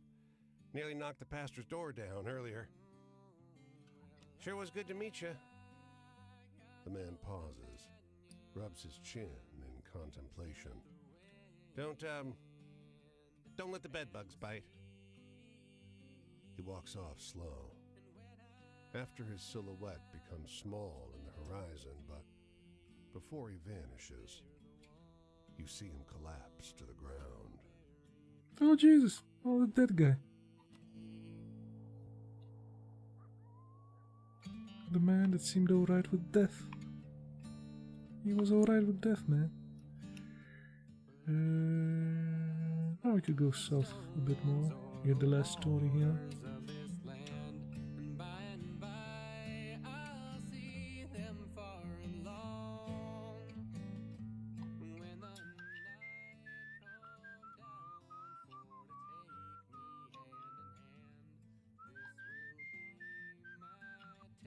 And we're there. The soldier sits in the dirt with his legs splayed out, like a child would sit. Beneath the tattered fabric of his antique uniform, several open wounds fester in the hot sun. Lend a hand, traveler? Sure, let's help the man. You kneel in front of the soldier. His body is marked with bullet holes, along with deeper wounds that could be from knives or bayonets. Maggots squirm inside the raw, red flesh. Oh, buddy. About time I earned an amputation. You seen any bluebellies around? The hell is a blue belly? The soldier leans in, uncomfortably close to inspect your features. Were his pupils solid white before now? He tilts his head, narrows his eyes, sniffs you. What are you, stranger? A shadow falls on the soldier's face. You damn Yankee! He pulls you in by the wrist and drives a bowie knife into your gut. Oh, Jesus. As the blade bites your flesh, But I don't have the soldier flesh. stares into your eyes, his body dispersing into the wind like a cloud of dandelion seeds. So I guess he was a sulfur dude. And the blue bellies are Yankees.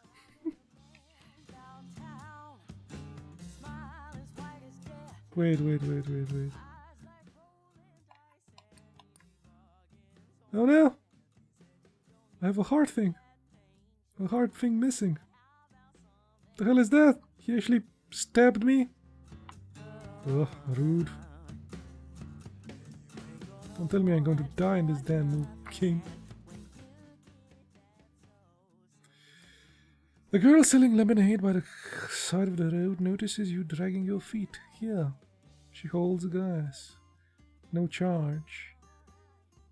The drink is cool and sweet and you walk away refreshed. Move on. What? That helped me? It did. I got my heart back. Ah, buddy.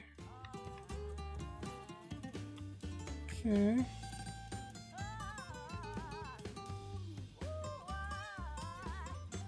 I think that's a story now. I will head there and then... Goddamn ghost stabbed me, man. Blue belly, he called me. Blue belly. Sounds kind of funny.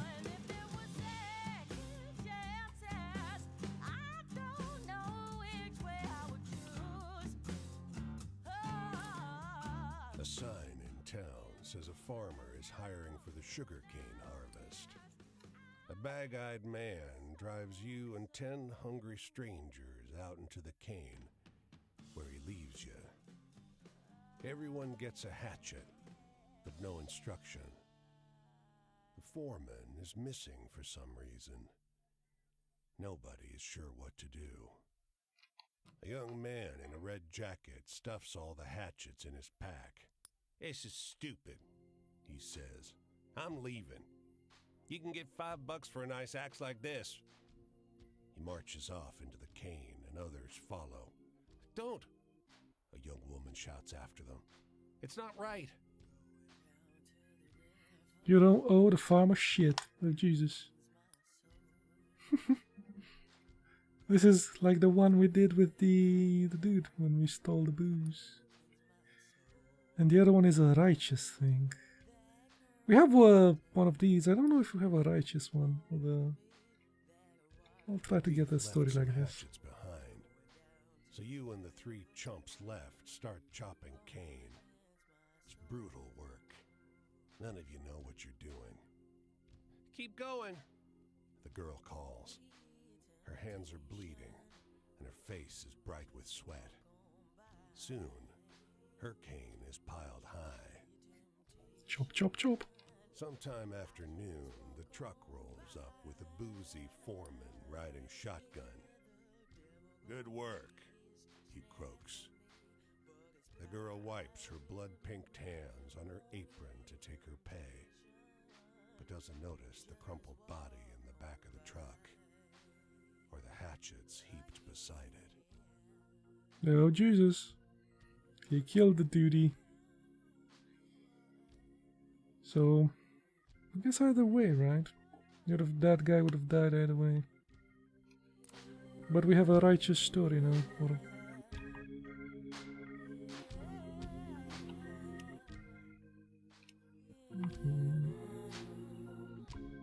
Or whatever that is.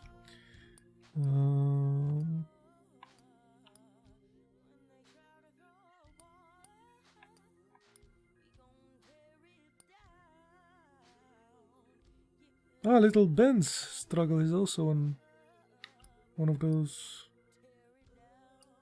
Justice.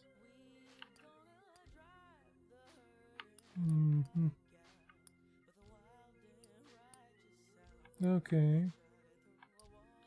So we are missing what? We are missing whatever that is. The two stars there. Two Pentacles. Two of Pentacles. Okay, it's called the card. We have one with a star. One with the earth. One of love, I guess, lovers. Oh no, we don't have one of love. Okay, so we're missing the two Pentacles thing. One of love, the lovers. We have these. Queen story is one of an adventure story, I guess.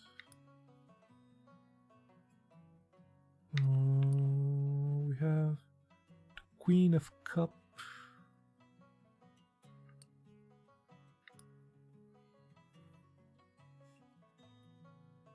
Okay.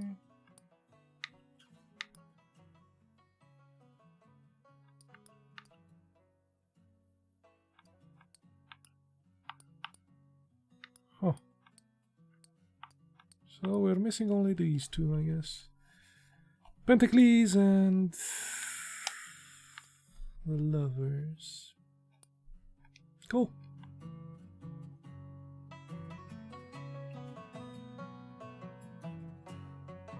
I think you're going in the right way. Yep.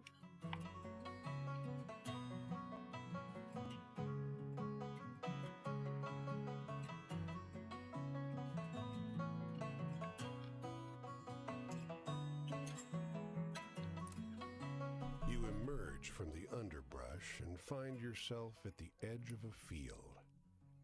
A farmhouse sits at the other end. Close by, a large family is tending to the plants together. They pause and regard you, almost nervously. Hello there? The grandmother asks. Hello. The family is almost too nice to you.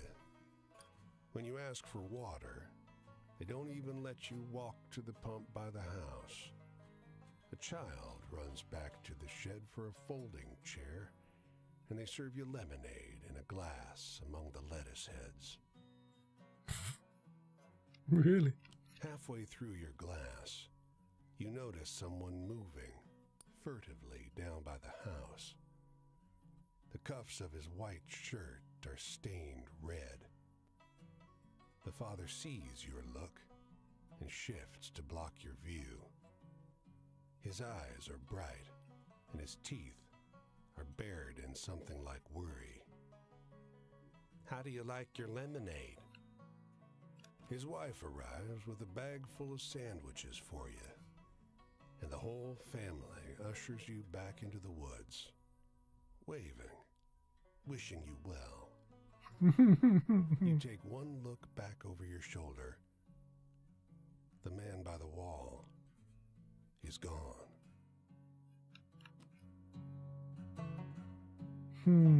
Fishy, fishy. This is a place where I can sleep or something.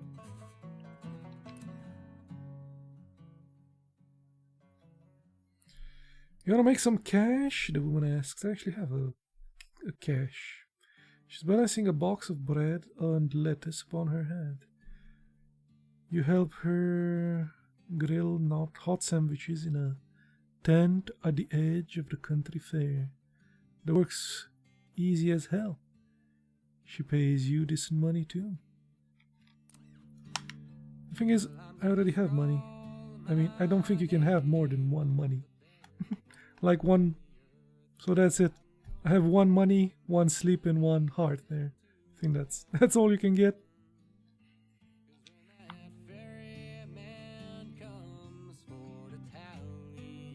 I think that's why that stopped there.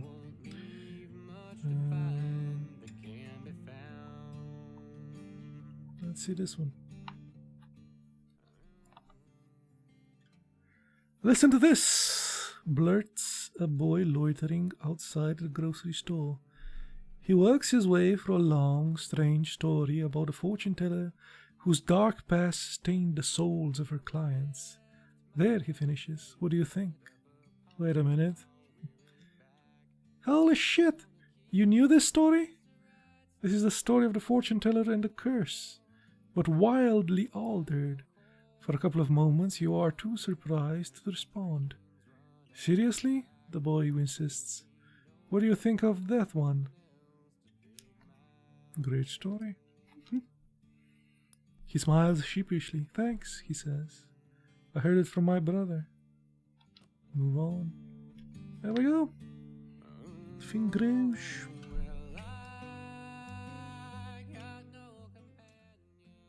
But I should have like another story there. In the south a bit.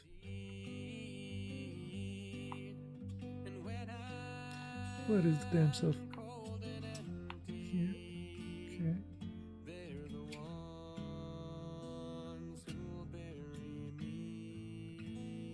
These stories are wild. Are they? Scam would say. Just can't see the damn. I passed by it. It's supposed to be in my back. I don't know, man. The story here in Charlotte that doesn't add up. Can't see shit. Can't see it. Huh? Nope.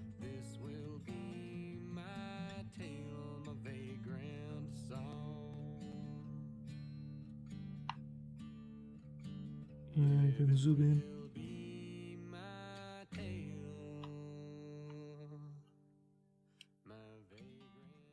And it should be sitting right on it.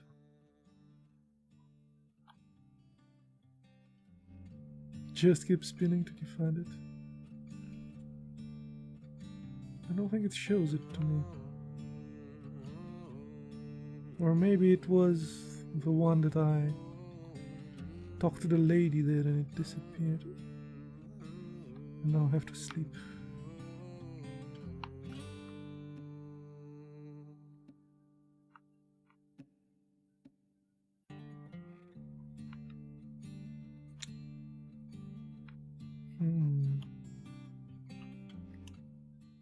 Oh well.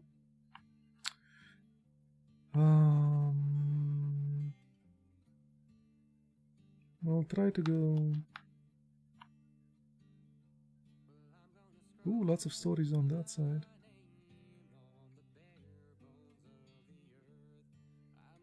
Should like do all the stories on one side and oh, there's even a guy there in the end of Florida. Okay. There's another guy here in Georgia. Let's go down. Let's go down to Georgia.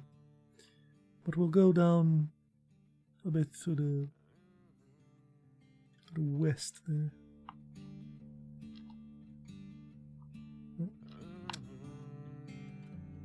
Okay, slightly to the west, something like that.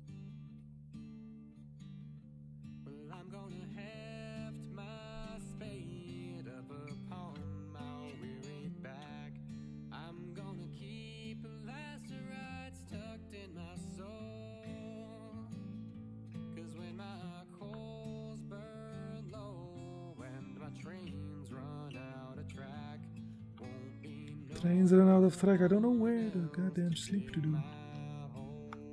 Last time I just found a place to sleep.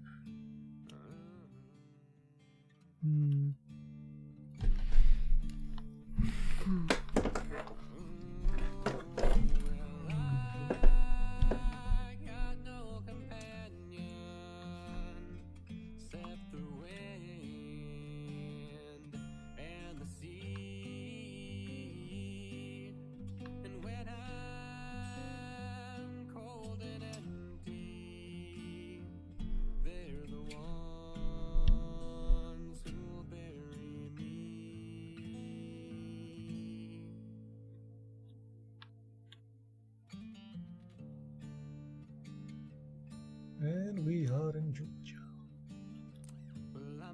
We need a sixth. She told you, beckoning from the steps of a great dark mansion. And just like that, you found yourself sitting with strangers around a velvet-draped table. Her voice is reedy and high, modulated by the tight collar of her Victorian dress. Join hands, everyone. Sure. Your host keeps her eyes closed as she beseeches the spirits of the dead. But everyone else around the table lets one lingering, awkward glance bounce around between them. You sense they're just about done humoring her when it happens. I'm out of here. I'll be soon out as well. Beneath the table. Thank you for stopping by, dude. Yeah, it's pretty late here as well. Have fun there in the real world. The whole table starts to shake, threatening to lift right off the ground. And then, the staid candle flames start flickering like mad, casting ghastly shadows on the walls. And then, a viciously cold wind cuts through the parlor like sharpened ice. Keep holding. The damned candles are dancing in midair around you now, singeing a hair here and there off the coiffed heads of these well-heeled guests. You notice your host across the table has her eyes open wider than they should go, a rivulet of blood dripping from her nose. Keep holding. Ooh. Sure. When you come to your senses, sunrise has begun to creep in. The parlor is empty, but for you and the woman in the old-fashioned dress, who slumped dejectedly over the table. He didn't show up. All that sound and fury, and no sign of his spirit. That wasn't a good enough sign. Jesus. A seance. Okay.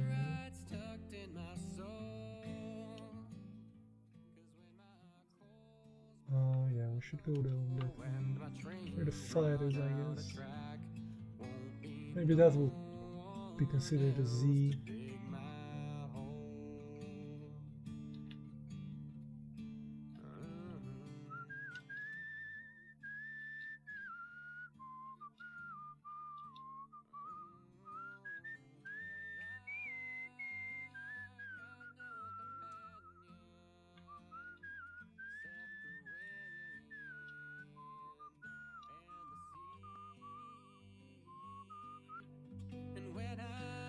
Hold on.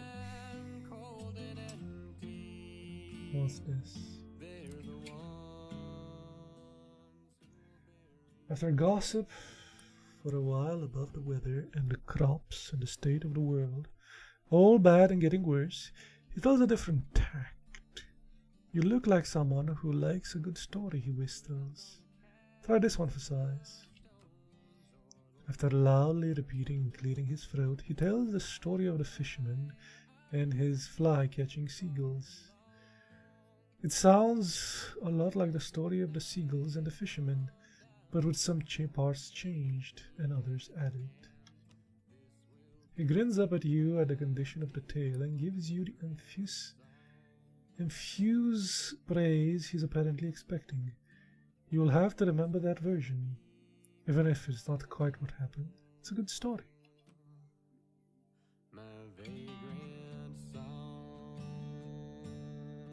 Okay.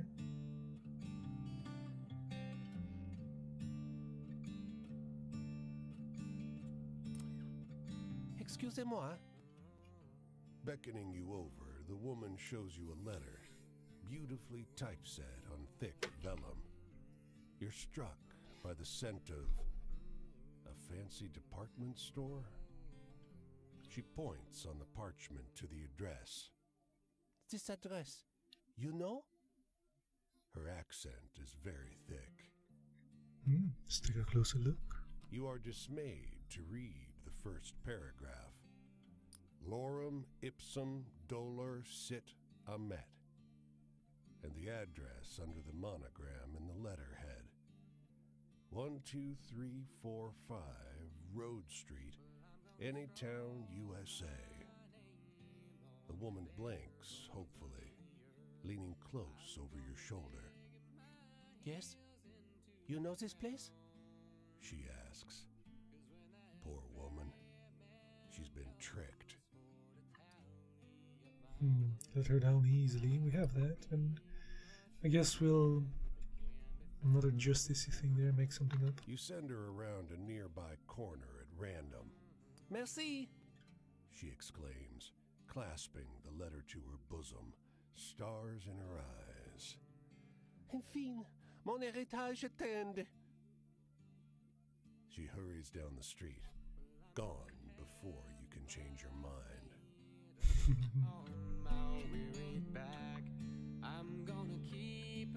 Is this a place where I can sleep? The hell is that? A family of 9 invites you Oh, into new their study. home for a meal. Hogs roam free in the yard. They wallow in shady patches of cool mud, not paying any mind as you pass. During supper, the hard wind puts an awful burden on the walls. The glass dishes rumble on the table, but the mother seems calm. Can't butcher a hog in these parts without me, Ma, hollering for pig's feet.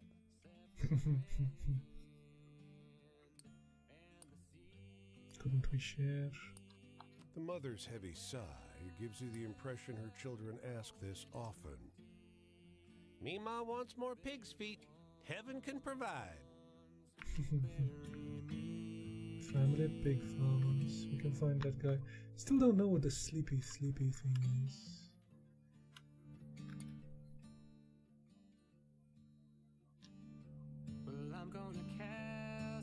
Maybe this will count as sleepy. This dude here we find. Austin Walker. Evening there. You looking for a sermon or just a chat? Sermon? Don't really matter, frankly. First thing I ever learned behind the pulpit is that every homily is just a conversation. Homily? Ain't as one-sided as you might think either. Preachers ain't shepherds, they're cowboys. They gotta run with the flock, keep them directed without fencing them in. Well, that's the first time I heard that. Cowboys. So how about you take a seat and guide us somewhere? Okay. Anyway, why don't you tell me a scary story? You must have heard some good ones. I did, yeah.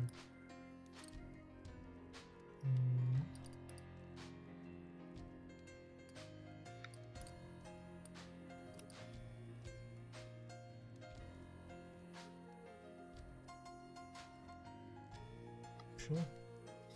The fortune teller one. Oh, you could rattle a congregation's bones, I bet. Luck? Forget about luck. Think about necessity. See, you focus on luck, you end up dreaming about what-if scenarios. But ain't nothing promised. You hear me? Sure. Instead, think on what you know you can do, what you have to do, and learn to do it right. You know any story that brings a person hope? Something I can tell to my congregation? Hope.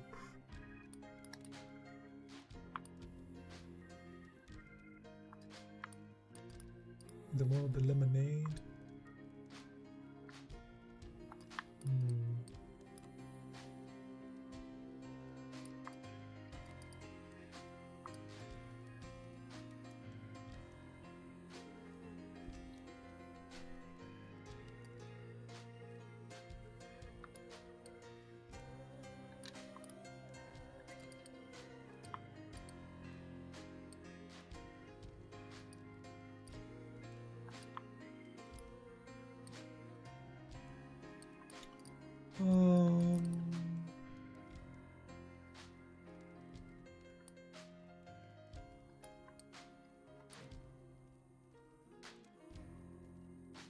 Yeah, how about the one with the dudes that are connected? That was pretty cool. Are you sure you ain't the preacher here? That was a good one. Thank you.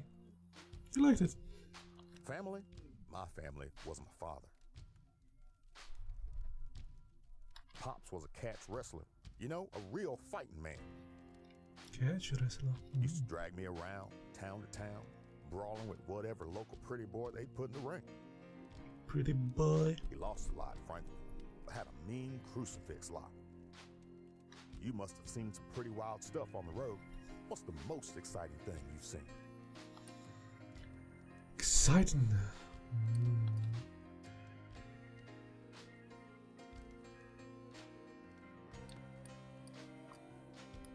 Thrilling story.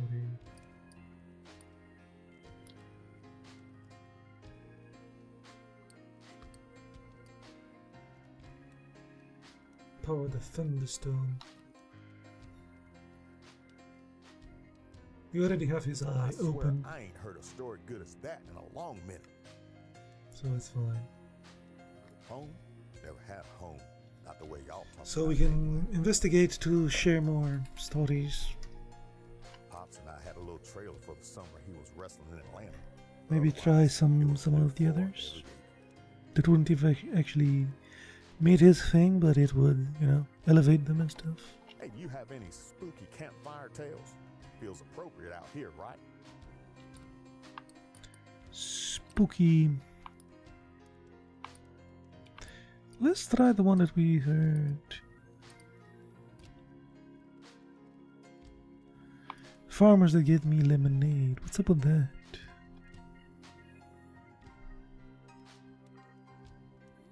Oh, you got me for a second with that one. Dreams come true? Well, there are two sorts of dreams. Dreams you live on and dreams you live for. Heaven is as real as God, but it's a dream you live on that gets you through the week. Mm. Promise of the afterlife is a salve for the truncheon bruises. Anyway, why don't you tell me a scary story? You must have heard some good ones. Again, scary. Okay.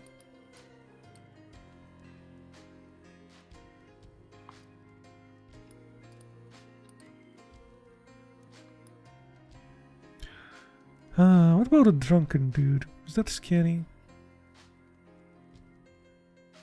Yeah, I'll try it. That's how it is, huh? Well, maybe you ain't seen as much of this world as I have. Death? Well, Ma died a few years after I was born. Pops used to tell me she was beautiful, and that I had her eyes and her sense of conscience. But he always said it like it was an insult. Kind of liked it to use more of them to, you know.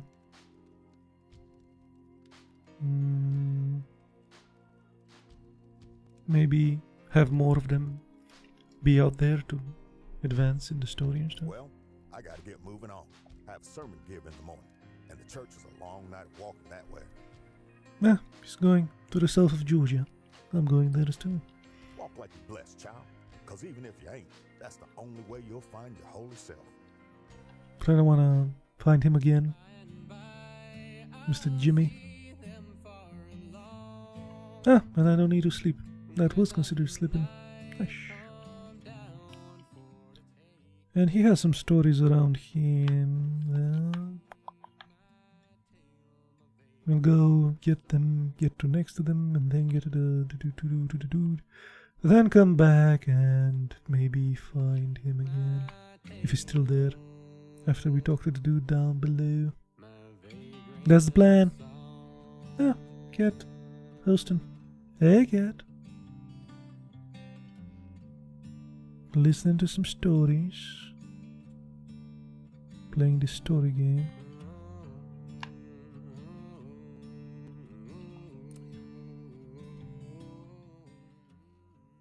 How are you?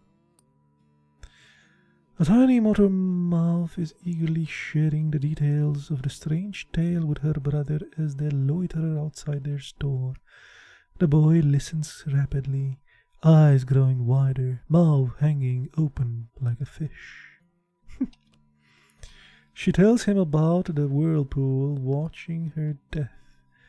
You try to hide your surprise. It's the story of the drunken lineman. Ah! The version of the girl must have heard has embellished it, to say the least. But hey, it's a good story. The whirlpool whale watching for death? Jesus.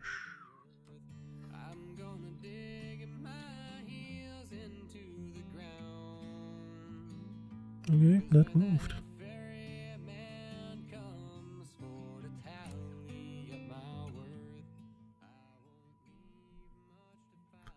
A cramped car with well-dressed vacationers pulls up to the gas pump. Fill me up, will ya? The driver drawls. Quickly transatlantic effect. You oblige. He tips very well, then roars off the road, fine leather bags bouncing and rattling on the roof. Oh.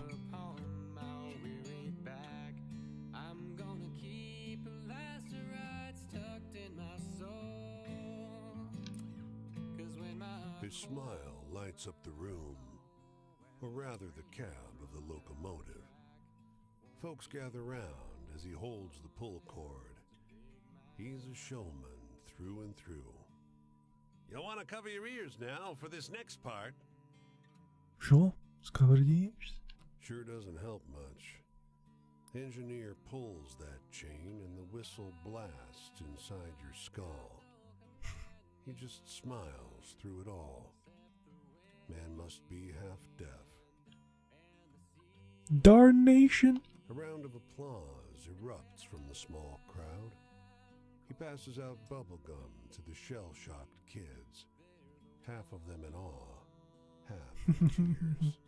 Remember now who gets you there on the advertised. Casey Jones. Everyone's all talk as they head back to their seats. That engineer sure is handsome. Gosh. And that whistle sounded just like a whippoorwill, didn't it? Ain't this the way to travel? It is. Sure is.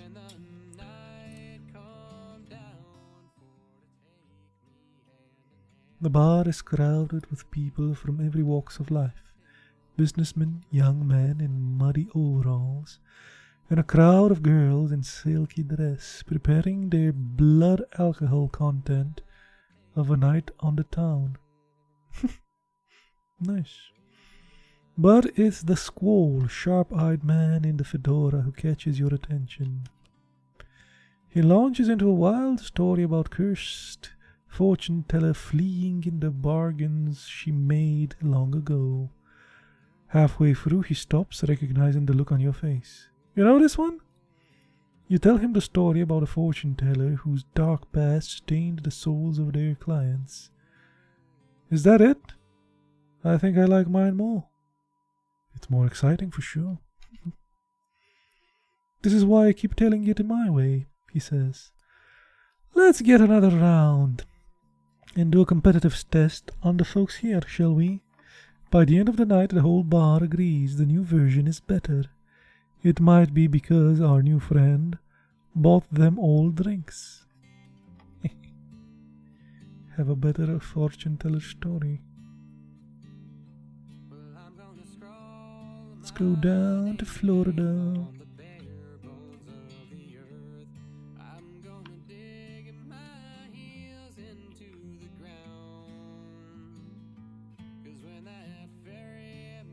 I guess this is Florida, right? Yep. Cool. Maybe we will find a car, right? Car pass around here, don't they? Oh, they do. Hey, buddy. Buddy? No?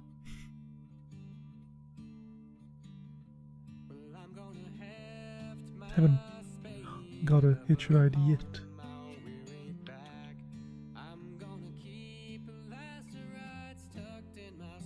No, I'm just curious how it happens. Yep, buddy. Nope. Oh well. Let's see what this is.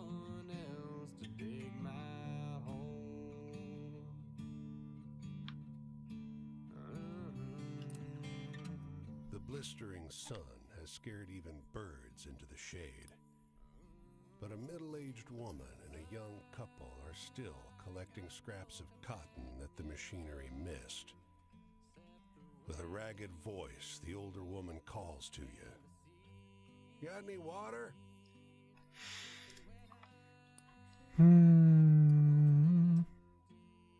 Sure. The three of them rush over to you, suddenly reanimated. They pass around your canteen.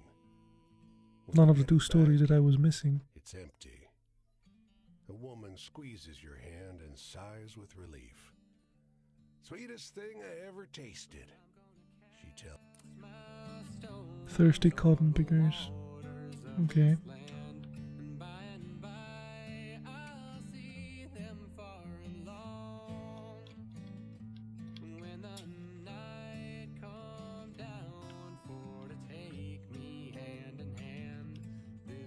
Miami.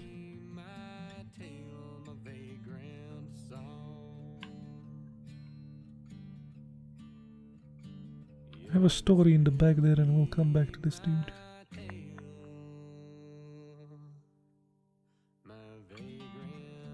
I have two of them. Something. They have different things, but I don't. Let's see. I heard story probably, yes. The waitress at this diner is sharing an outlandish tale with one of the regulars. I heard it from my sister-in-law, she says. It happened to her daughter's friend. It's true. She notices you listening. Have you heard this one before? She regales you with a story about the storm generated by a gigantic bird. Halfway through, you realize that it is the story of the massive thunderstorm, but highly embellished. What do you think about that? It's an interesting tale. Sure is, she agrees. And true, every word of it. She moved my story that was about nature or something. First tree in a mile, and it's a stout myrtle with bald branches. No relief from the sun out here. Leaves would help. Someone hadn't replaced them all with dusty glass bottles. What is this? You cool down in the shade. The breeze blows through the bottles, making a series of heavy, hollow sounds. You think about wind chimes and the smell of fresh pies on windowsills. We have one of those, the two things that we were missing. The dense sound of many conversations cuts your nap short. There's no one around. The two Pentacles thing. Bottles. They're filled with bright blue orbs, and words echo from them. Ooh. None seem to notice your presence. Listen to the laughter. Oh, we need the pentacles. The tentacles. The spectacles. Can't get enough. Porcelain, chrome, the rusty ones. Gotta turn those sleek faucets. Ever find me in a hardware store, I'm gonna haunt it till the cows come home. Laughter rumbles inside neighboring bottles. The tree of bottles with its branches. That was weird. That was super weird. Anyway. Let's see how we're doing. We finally have a story with the two Pentacles thing. We don't have a hard one. Things have been moving around a bit. Oh, and it changes the how well their eyes open there. The seagull thing is half open now. Interesting.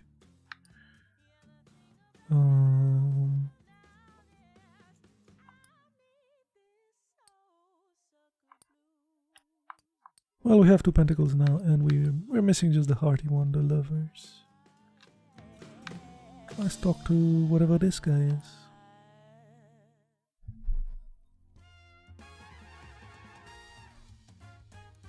You look good, honey. You got a life? You like a good story? Sure thing, honey. I like to hear about people and make bets with them. Bets? I like to hear about the weird, handsome people. Get convinced by the rich jackasses who'll play blackjack and lose into the night. Dames who are lit cigarettes burning to the end. I want to be around furious people who use me and I use them. Are you one, stranger? Not really, no. Come close to me. Hey, got any exciting stories? Like the movies? Exciting stories, thrilling one.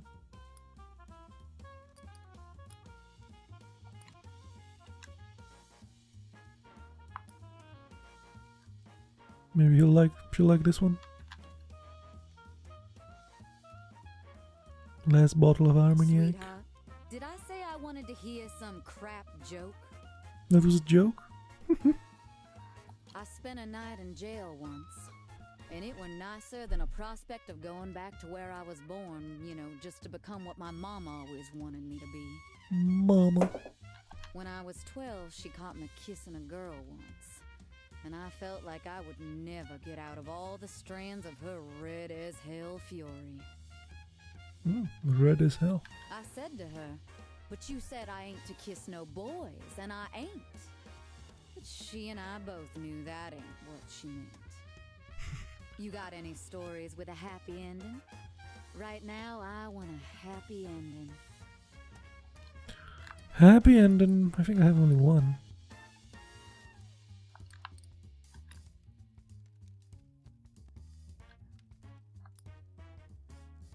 About the shop, you know.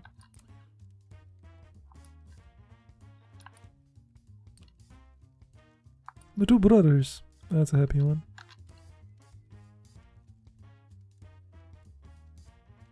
Oh, so sweet. But you know, keep one of those charming stories in your pocket for the next time you gotta distract a man at a card table. I thought about starting one once. Maybe just a one-night stand with one of the handsome ones, you know. One of the ones that wins or buys the brandy or who tells you could come straight out of that hopper painting and they are so gentlemanly like that. And I could just never tell them what happened to my belly and have my own family. Me and my little one, and we'd gamble together and stake the world. Hey, got any exciting stories? Like the movies? Yeah, again with the excitement.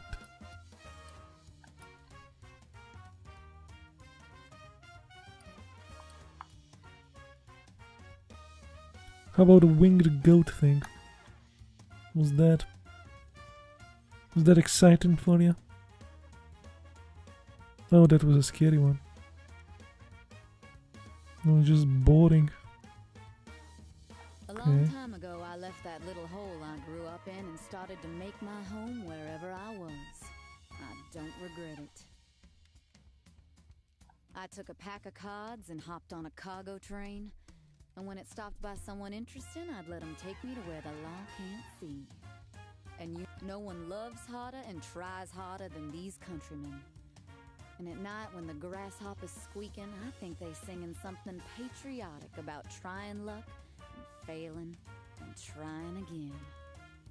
Hey, got any exciting stories? Like the movies? Oh Jesus, this thing again.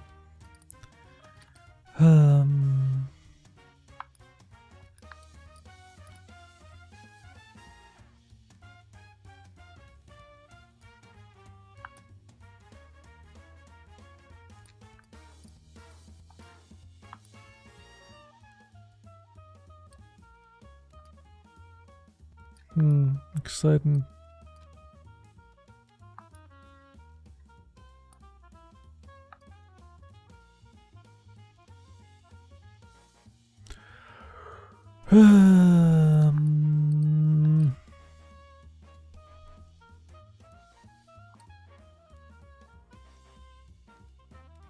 The current thing is kind of exciting, but she's not. I don't think that's what she meant though. But meh. Yeah, she thinks she's scary. It's a scary story. Sometimes a body needs to put all in on some dumb choice, you know? I mean, sometimes you have to bet yourself, I can't do that, shouldn't do that, but here's the stick, pal.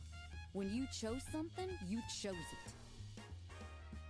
And I guess the next time I meet them, they're going to have the ones that I already chose faded Be off. loyal to your choice. Take responsibility for it. Commit. Can't abide people who don't goddamn commit. Got any stories with ghosts or murderers or blood or something like that? Ghosts, yeah, murderers and blood.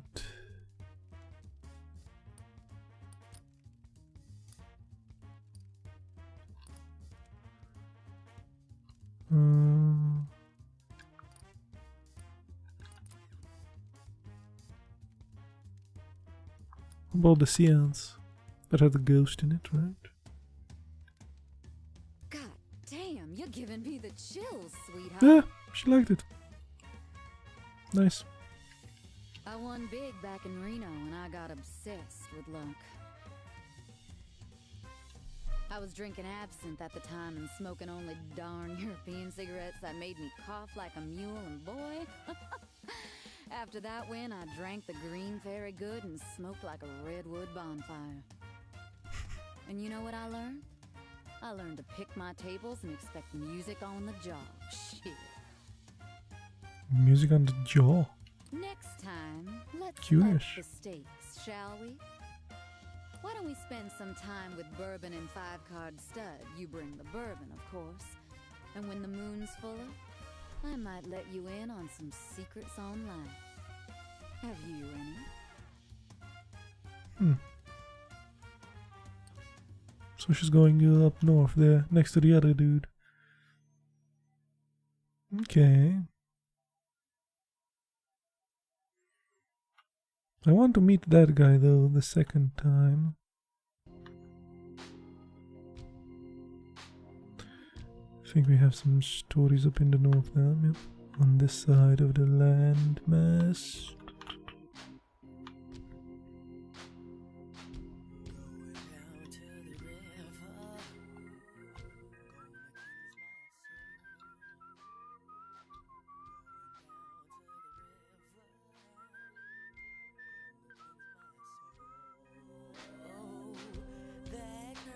I gotta move a bit faster.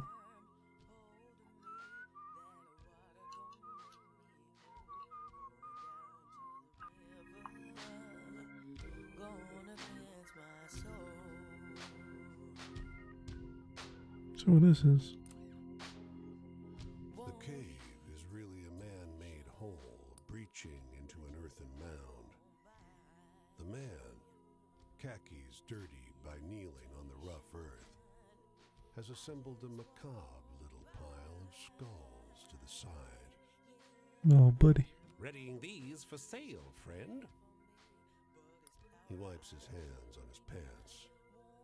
This pile of skulls, clearly claimed from his enemies by an Indian chieftain, would be perfect for any cabinet of curiosities or sideshow attraction. Damn. Why, these skulls belong to no one.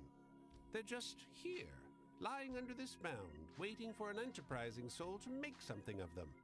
Isn't this what America's all about? Little sunlight reaches that deep in, but you can still see the skeletal remains. Their heads carelessly removed, laying neatly in their excavated resting places, each one lovingly surrounded by stone effigies, earthenware, and copper plates in the shape of winged warriors.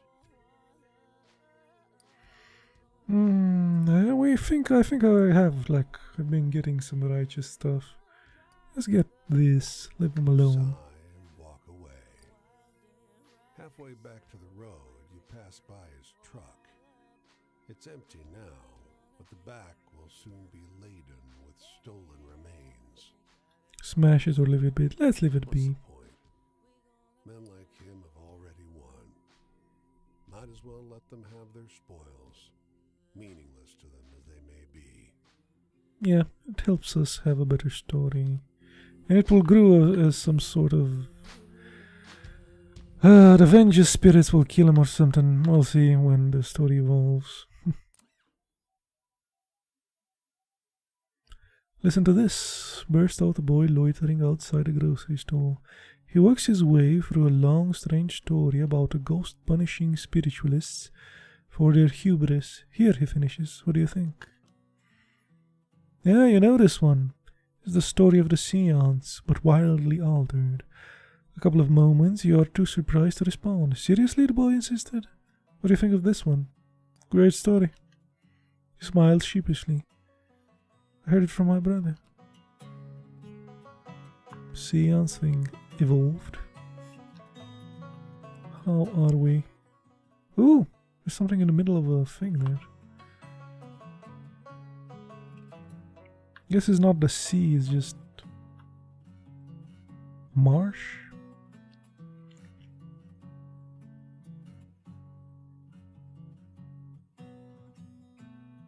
Wetlands.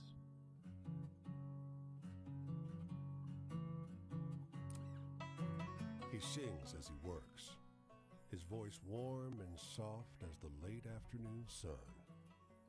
The air's sweet with the tang of recently cut sugar cane. There's a practiced, almost soothing precision to the way he works. Ah, Pentacles again. Nods hello. We're the only missing the hearts one now. Making molasses, he says to your unasked Molasses. I sell Slow as blackstrap in molasses. town. Farmers use it for feed. Bitter as hell. He grins.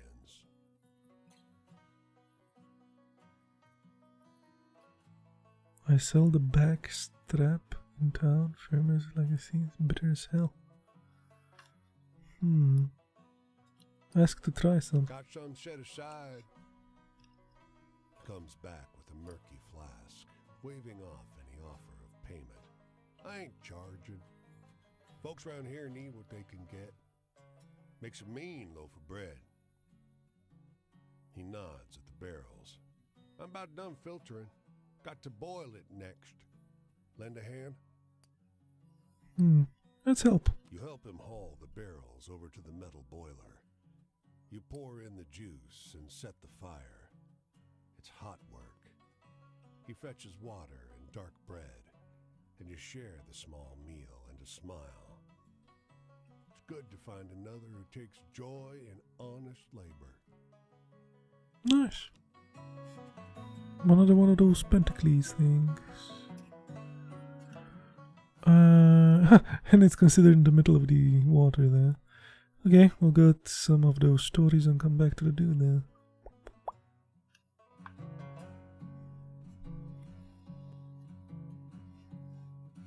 You might like stories from further out though. We'll see. We'll see.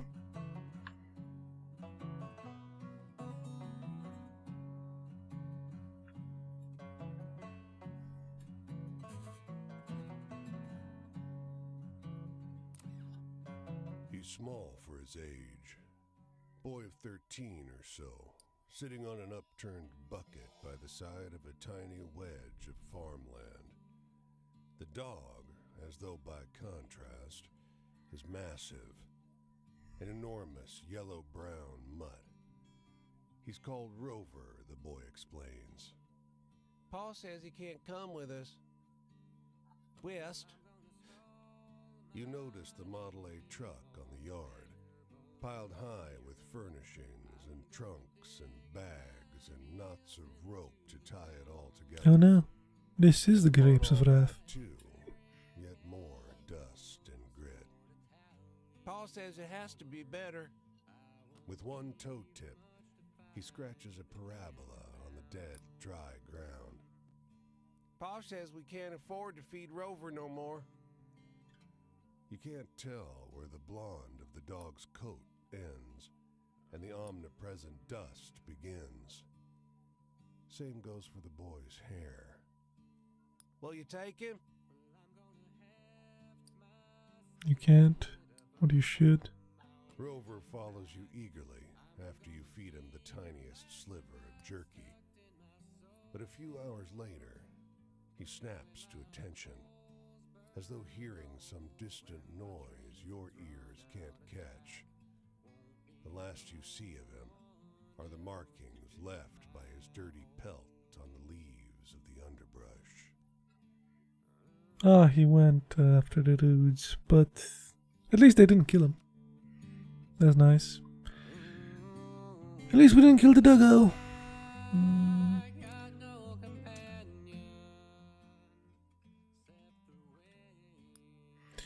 Want to make some cash? I think we already had the cash.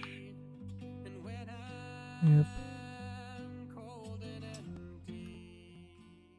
2 stories here in the north.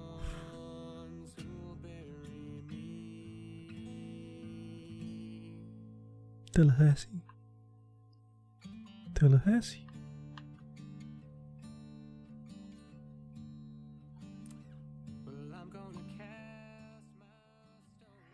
The policeman in the truck on the corner is having a pretty wild argument with someone on the other side of the radio. No, he keeps saying, no way. You listen as the man on the radio finished a wild story about the legendary Gwen Mitchett, the richest and most ruthless bootlegger ever. Wait a second. I swear it's what happened, the cop over the radio insists. That's when it clicks to you. You know the story. It's a stranger version of the story of the shootout between the female bootleggers and the cops, but with some bits left out or replaced.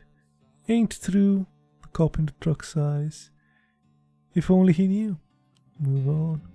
That thing grows even wilder. That's awesome.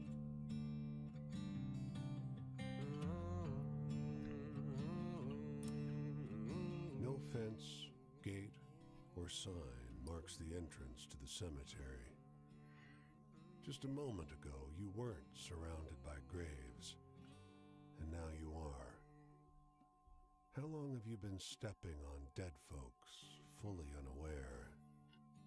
A wood board, bleached white. Unknown. The word was painted on black by a steady hand, each letter signed with a flourish. Whoever made this memorial had more compassion than money. You're already quiet, so maybe it's silly. But you instill that silence with intent. What else could someone do? Instill silence with intent. A sparrow calls. Nice. Birds don't have much respect for the dead. You notice the grave marker isn't dug into the ground, just propped up on a tree.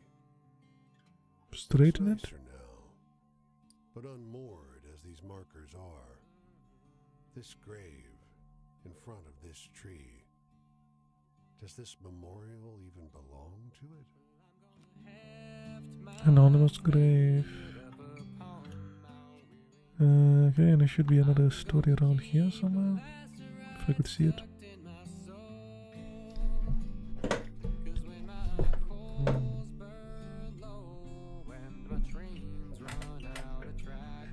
Yes.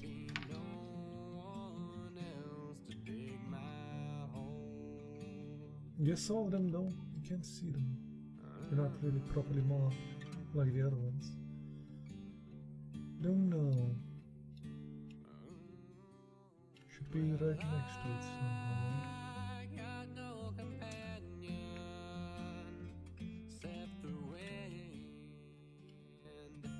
So if I go here and zoomy.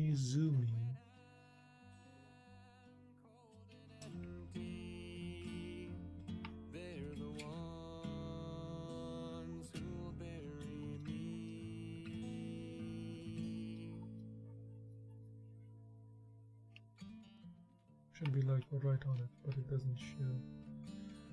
So it's not.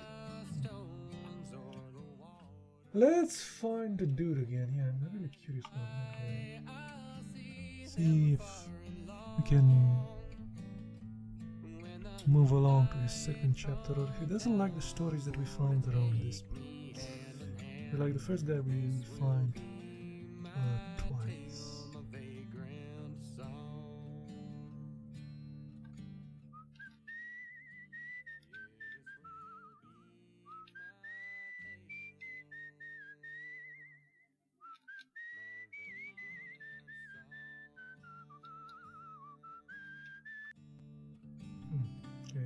this thing here first.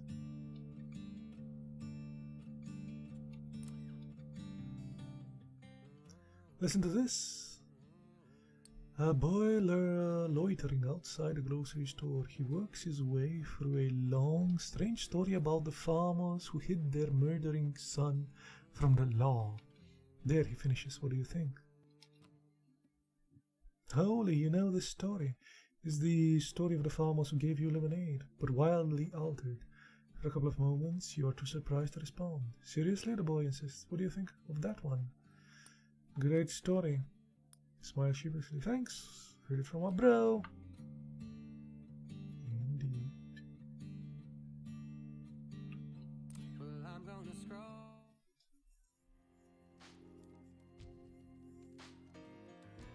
Oh, it is a good day to see you, child. Just need a little company is all. Hey, Had a dude. celebration of life today. Young man, 17, maybe 18. Closed casket. Damn. They did that boy wrong, they did. I suppose I'm glad I gave his family a little hope, at least. Anyway, why don't you tell me a scary story? You must have heard some good ones. I don't know if I already told you some of the good ones. He already heard the story of the world. Ah, okay. So that helps. He already knows the story about that. The story about the ghost who punishes spiritualists for their bad habits. Oh, still that one. Oh, you could rattle a congregation's bones, I bet. Fate and fortune? Well, crimes like this make destiny something easy to believe in. Washes our hands, tells us there's nothing that could have been done. But it washes the hands of the offender too. It is fearful resignation and nothing more. I suppose. Lately, my journey's been pretty ordinary. Just walking church to church. What about you?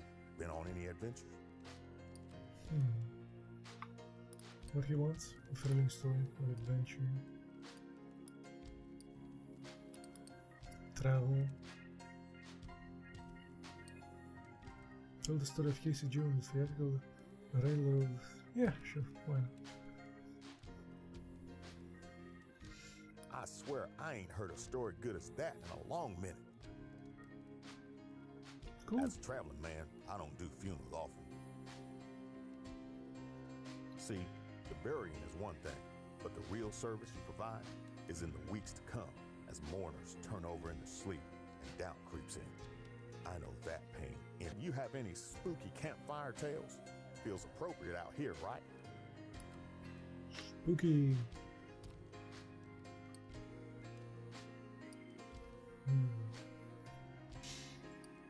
Spooky.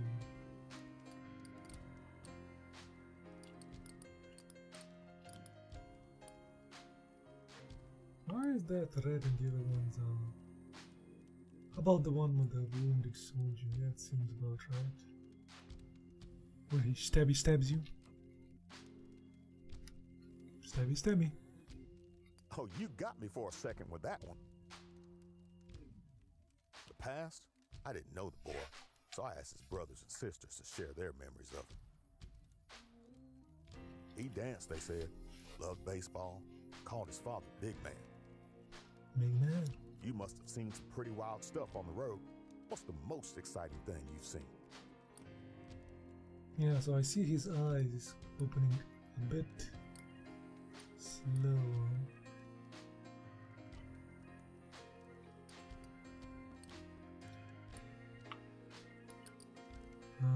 He wants what, another thrilling story.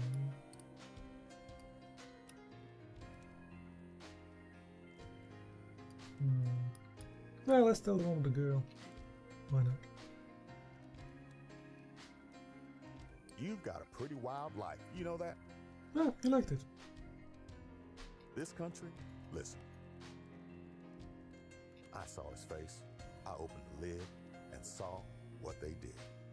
A country that lets the men who did that to him live full, happy lives. That country ain't no home. Lately, my journey's been pretty ordinary. Just walking church to church. What about you? Been on any adventures? So I guess a dude was violently killed in the south here.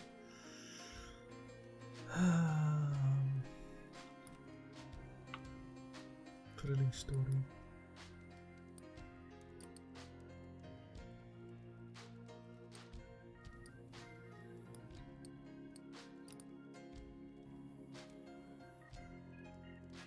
Is that a thrilling story? It's red. It's more of a scary story.